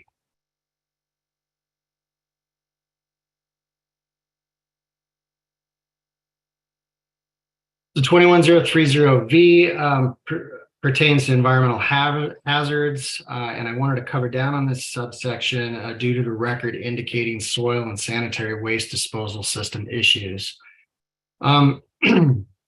From the application materials provided, it is clear that soil conditions on the subject property significantly restrict the construction of septic systems on the existing 66 smaller lots. Concerning soil quality and septic system expertise, staff requested comment from Eric Grindell, Environmental Health, Registered Environmental Health Specialist, North Central Public Health District. Mr. Grindell provided the following comments on June 28th, 2023.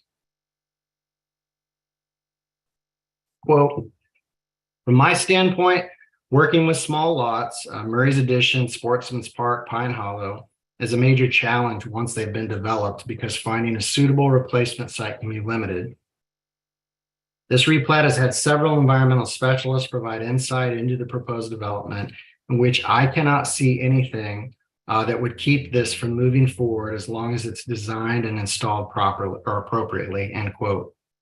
And Mr. Grindell's full comments are found on PC 1-227 of the Planning Commission packet. So considering public comment, prior evaluations conducted by North Central Public Health and the engineering hydraulic study, staff believes that the report's enumerated findings should be viewed in a coalesced manner with regards to overall erosion control within the proposed subdivision area. However, the findings within the hydraulic study are oriented towards the construction of a drain field and septic system and provide for no specific area where a protective easement should be required for erosion control. And so staff relies on mapping of hazards, and there are no mapped hazards on the subject property, such as a flooding or a geohazard. Staff has recommended a condition under the findings for section 21-300 B24, which does require the final plat provide a statement from the Department of Environmental Quality approving the lots for septic facilities. Given this information and commentary, staff finds that subsection 21030V is not applicable to this request.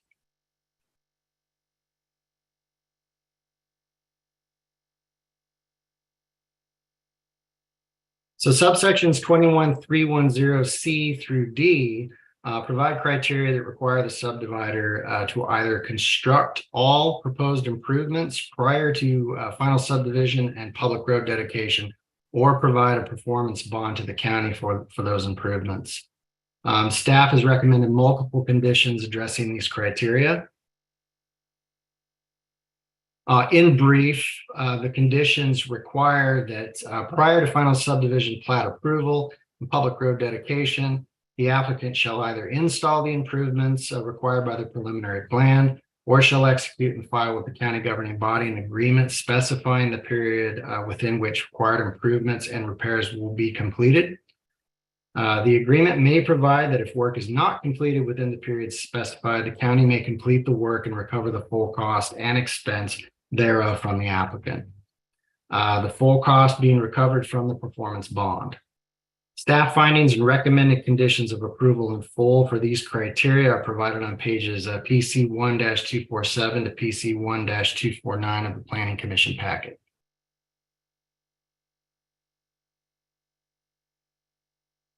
All right, so moving on to section 21310 E and Y.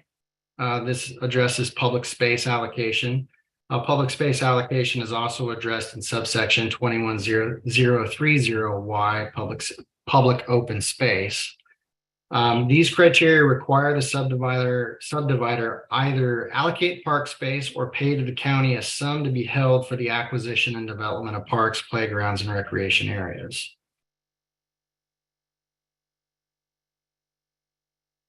So park was platted within the original Columbia Crest Edition subdivision. However, staff has not actually been able to establish fee ownership of the park. And as you can see, the original park highlighted in red on this map. The proposed park is highlighted in yellow.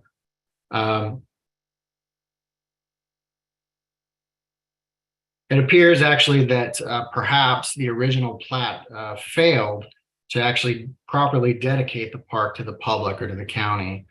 Additional details are provided within the staff report, attachment D.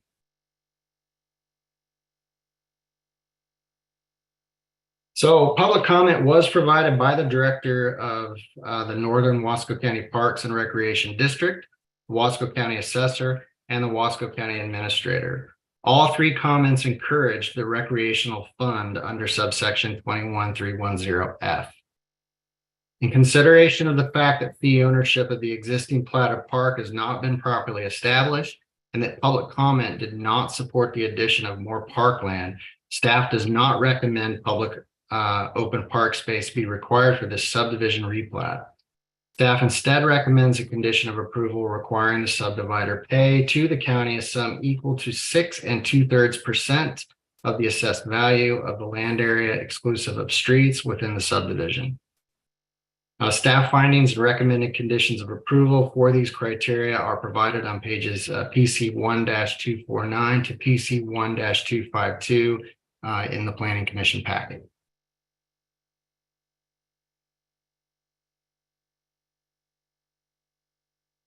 So sections 21-400 through 21-440 provide for access and road criteria. Pertaining to section 21-420A, staff recommends a condition that the proposed road be constructed according to policies set forth in the current editions of the following publications by the American Association of State Highway and Transportation Officials. That first publication of policy on geometric design on highways and streets, and guidelines for geometric design of very low volume local roads.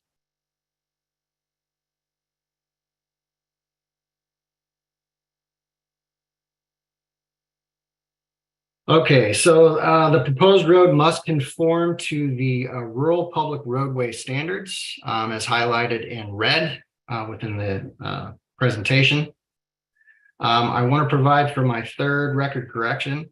The staff report recommends a condition of approval. The proposed road shall conform to the design standards designated for the paved rural local road and local street classifications indicated in table 21.1 rural public roadway design standards and 21.2 urban public roadway design standards. Table 21.2 urban public roadway design standards does not apply to this request. And so for my updated condition, staff recommends condition that the proposed road shall conform to the design standards designated for the paved rural local road classification indicated in table 21.1.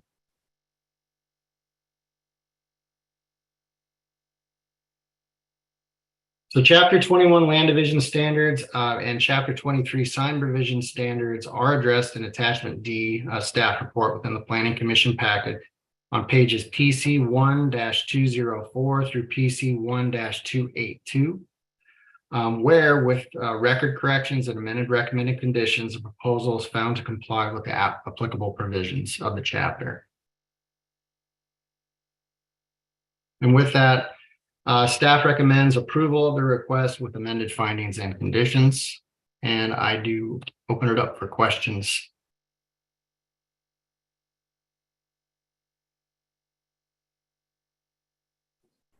So the 0.616 acres of park.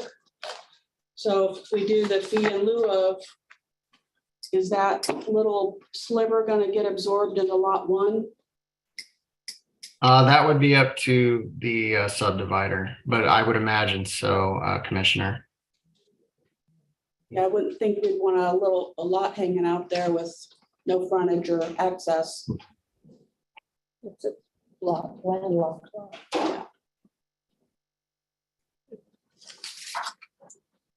Any other questions for staff? Other question.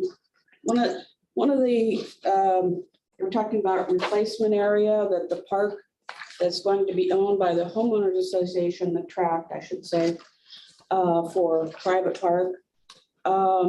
That's going to be used for future septic replacement areas for 3 of the lots, including lot 6. I'm just curious if there was any comment about how that would be achieved for lot 6 in particular. There was no concern provided by North Central Public Health regarding their overall proposal. So I believe it is tract A is proposed as a private open space for, I believe it's 3 primary and 1 reserve septic area. But staff received no substantial comment from North Central Public Health pertaining to that issue. And what is that little sliver carved out on lot 5? I can't figure that out. Square. Little rectangle on lot 5. Oh, is that the one you circled? That's a separate. Oh, that is actually a separate lot that is not owned by the subdivider. So that lot would remain as it is. That's tricky. It's been there a long time.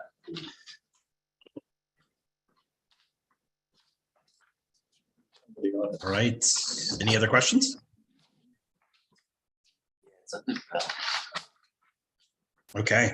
Hearing no further questions from the commissioners, it is now the opportunity for the applicant owner to testify. We'll just again remind everyone to state your name for the record. We use this information to contact you about the decision. And so at this point, is the applicant owner available and wishing to testify?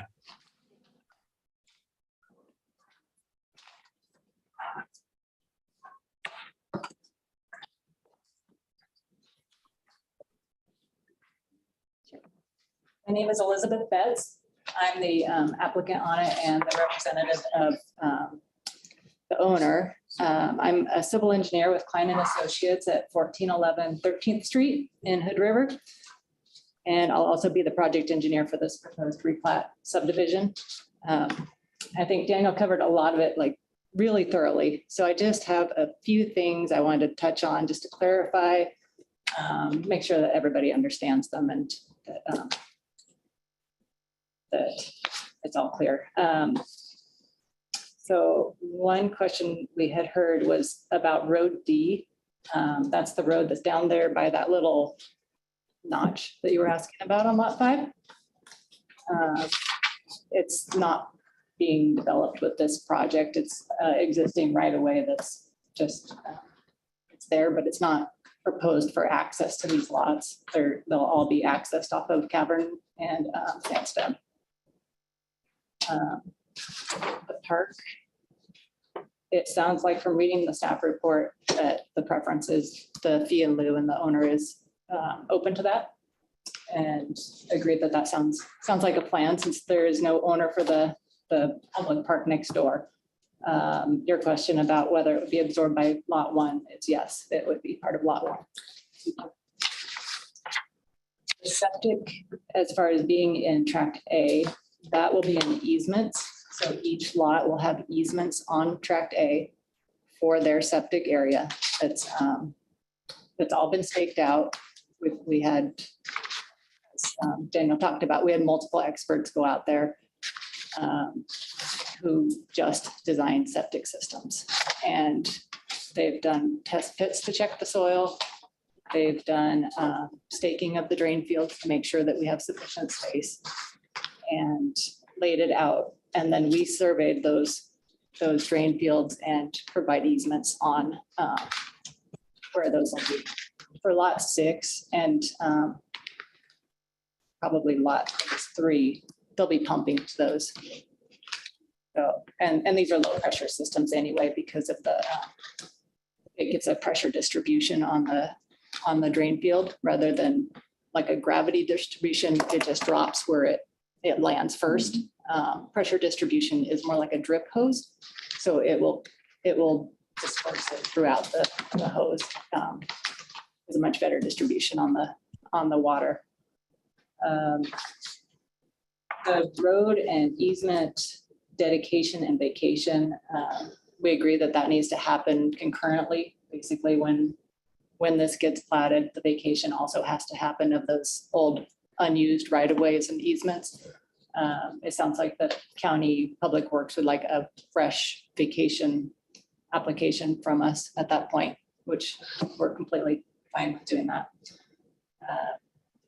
And then just a couple little tiny things. Inadvertent discovery, we'll add a note on our grading plan about that. If there are any inadvertent discoveries for human remains or things, that will be in a note on how to address that and who to contact.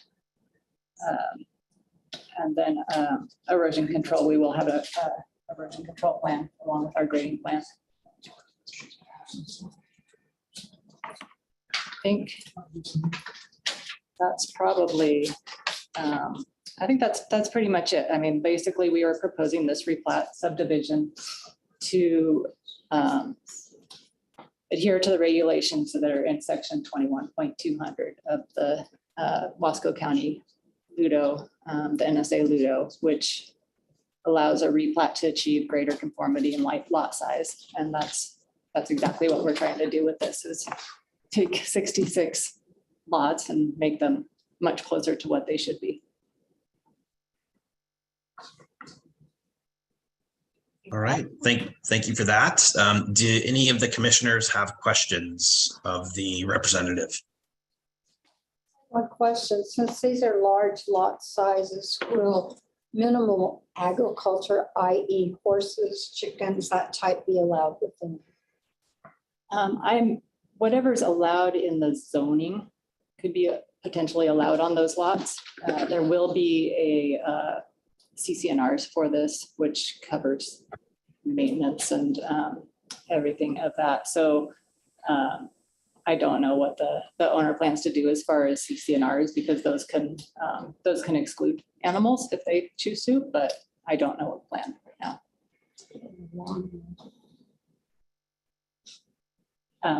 If you have something to add, this is our surveyor may have something also to add on the applicant side.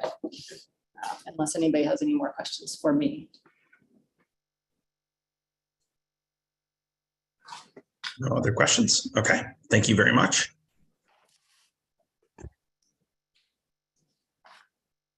All right, and we have an additional person. Can you please state your name for the record and also your address? Sure, I'm James Klein, a professional land surveyor with Klein and Associates, 1411 13th Street, Hood River, Oregon, and I'm assisting Elizabeth on this project. All right, I just got a couple things. A lot of things were already brought up. I just want to clarify and explain a couple of things that dealing with the boundary only. In particular, with Columbia Crest, it was a duly law subdivision created in 1953 and recorded in book 5, page 8. It was originally being a portion of the Fruitland Park addition that was recorded in 1910. Columbia Crest addition consists of lots A, B, C, and D, along with E, along with the tracks A and a park that is at this point undetermined whose actual ownership. Contains 112 lots within the legal subdivision, which is a portion that of them have been sold. I just want to reiterate that a lot of those lots have been sold, and people were asking about that little track on lot 5, that cutout. That was a previously sold lot for some reason out by itself. So that was an individual legal lot, and it has a ownership on that. I also wanted, due to the concerns of what was brought up with the Friends of the Gorge on the replats, and what was obviously discussed on this, replats have been performed in Wasco County. In particular, our firm did a replat on Columbia Crest on lots 18 and 19 of Block A. So just north of this subdivision. I think it was done in 2008 or 9, where we combined 2 lots into 1. So it's been a process that has been accepted before.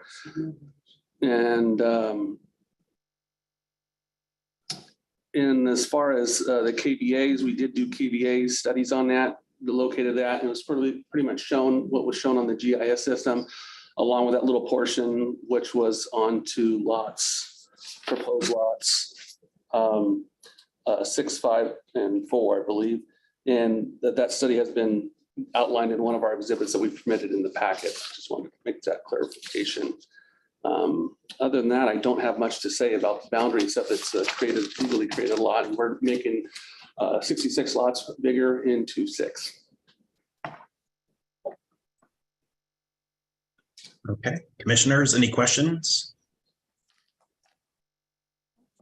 I was just curious. Go ahead. Sorry, Marcus. What's the average lot size resulting from this, the 6 lots? What's the average size? Do you happen to know?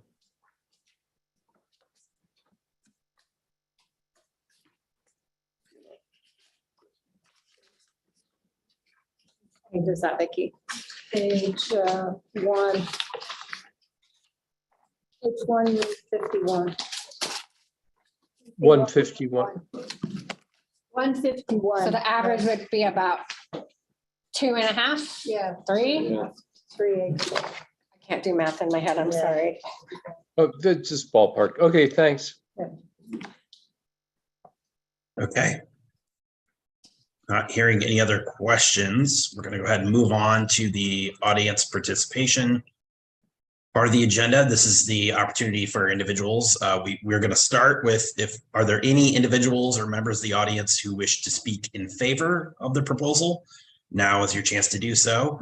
I'll give you a moment to unmute. I don't think I see anyone on Zoom. Is there anyone there in person who wishes to speak in favor of the proposal? I would like to. Mike Rockwell.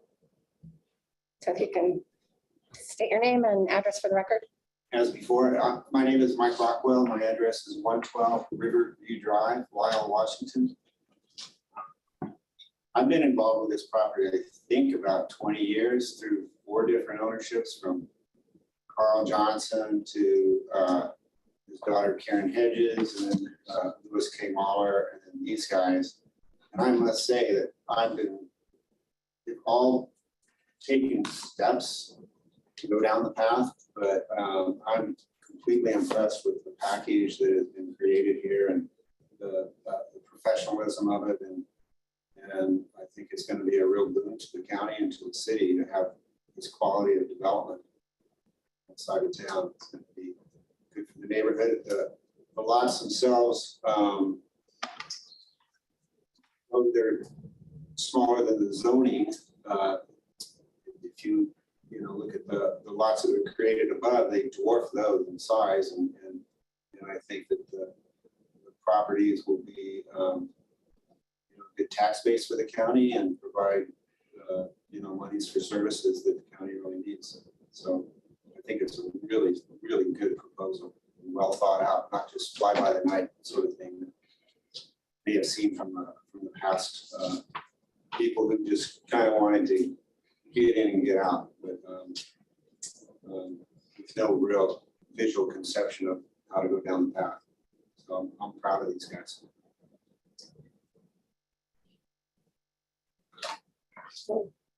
Oh, I have one. I'm Marcia Wynn. I'm at 1709 Cherry Heights Road.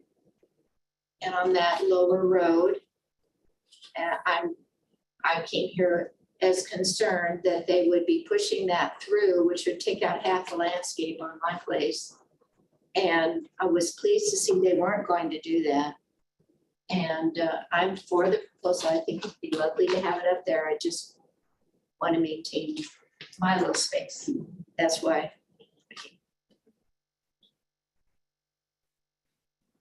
Okay, is there anyone else who wishes to speak in favor of the proposal? All right, seeing none. Are there any individuals or members of the audience who wish to speak in opposition of the proposal? I'll give folks a chance to unmute themselves. I know Sheila, Miss Dooley, you signed up to speak. I don't know if you wish to speak in opposition. If I could, Sheila Dooley, 3300 Vincel Road, Mosier. And I just wanted to point your attention to the Friends of the Gorge letter of July 20th on page 393 in the packet. And they're talking about replats, and they're saying even if there were 66 legally established, legally existing lots of record, they could not be lawfully be replatted to lots that are below the 5-acre minimum lot size for the area. And here the applicant proposes 8 lots, each below the minimum lot size for the zone. The application cannot be lawfully approved as proposed. Then they go on to say that based on the evidence in the application materials, it is likely the subject property is only eligible for 3 to 5 residential lots, depending on the criteria. The applicant proposes 6 residential lots, which cannot be approved. Then also they go on to say that the applicant proposes to create 2 non-developable parcels for open space and park purposes. I think there's some talk about septic or whatever, but they're saying any parcel approved to be created for such purposes should be restricted from development by conditions of approval and permanent deed restrictions or covenants. Anyway, thank you. Thank you, Ms. Dooley. And is there anyone else who wishes to speak in opposition to the proposal? Now's your chance.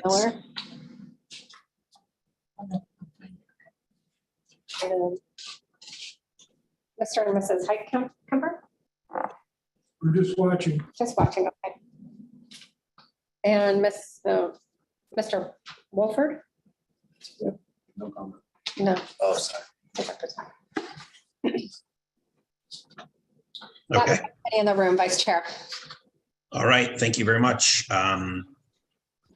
So with that, does the applicant or the representative wish to rebut any of the testimony that was just heard? No? Okay. Is there any further testimony, or does the commission have any questions for the applicant, the parties involved, or the staff before we close the record?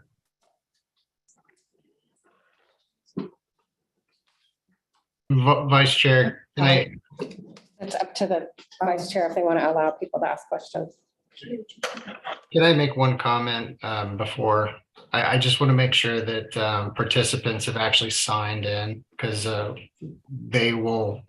have to mail them a notice of decision. So I just want to make sure that okay, thank you. Vice Chair, Thank you. somebody in the audience has a question, but it's up to you whether or not you want to allow a question.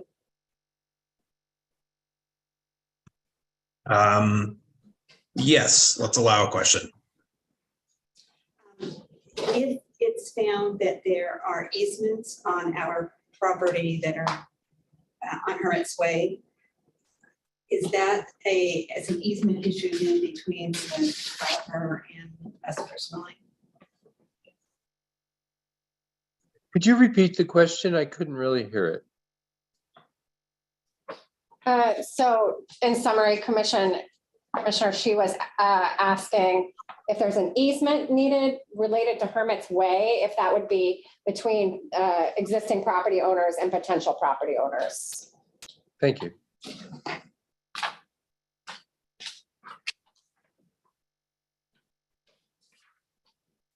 I guess, is the question poised towards staff or towards the applicant or? Did you want to ask the applicant? General. She was just asking generally. I clarified typically easements are between the two parties that are impacted, not by, obviously with a plat, when we're planning a subdivision, we may require certain easements, but because Hermit's Way doesn't come into effect with this application, staff wouldn't be addressing easements pertaining to Hermit's Way at this point in time. That is correct. Been down that road. Okay, if there's no further testimony or questions and no requests that the public record remain open, the public hearing is now closed and the Planning Commission will enter into deliberation.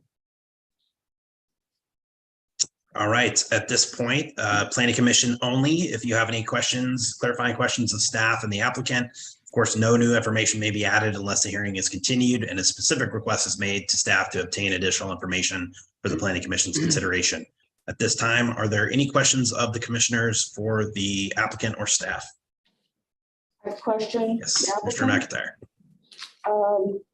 Would you be putting a plat restriction on tract A? Yes, they can't be further divided. Okay. Thank you.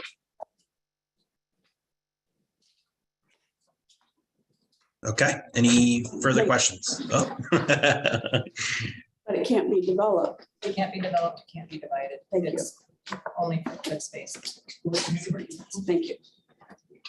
Wait, can I have a question on that answer, Marcus, if I may? So when you, I couldn't really hear the question, but was it about the two lots that would be public space, the one septic and the one park? And did you say they cannot be developed? Did I hear that right? I asked if there would be a plat restriction on tract A since that's being reserved for open space and for future replacement easement areas for septic systems. So I thought there should be a plat restriction that confirms that. Okay, and that was one of the recommendations from the letter that Sheila read from, right? So that condition is already in place. Did I hear that right? Correct. Correct. Okay, thank you. Great. Any other questions from commissioners? Any other further deliberation? Doesn't look like it. Sorry. It's okay. You're so fast. That's really efficient. I know it's, you know, that's the way you want to run a meeting. I love it. I was just going to volunteer that I think this is a tough call. On the one hand, it is a replat and it does not meet the current zoning requirements for parcel size, for example. And so a legitimate point has been made around that.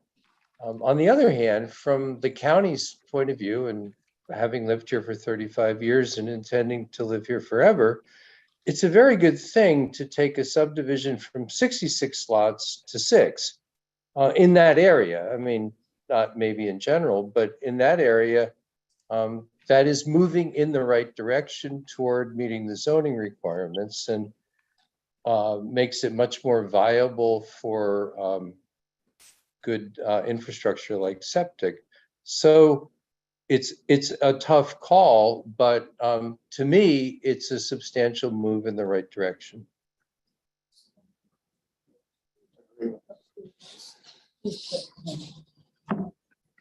I'm ready to make a. Great. I move that we accept the staff report as presented and let them move forward.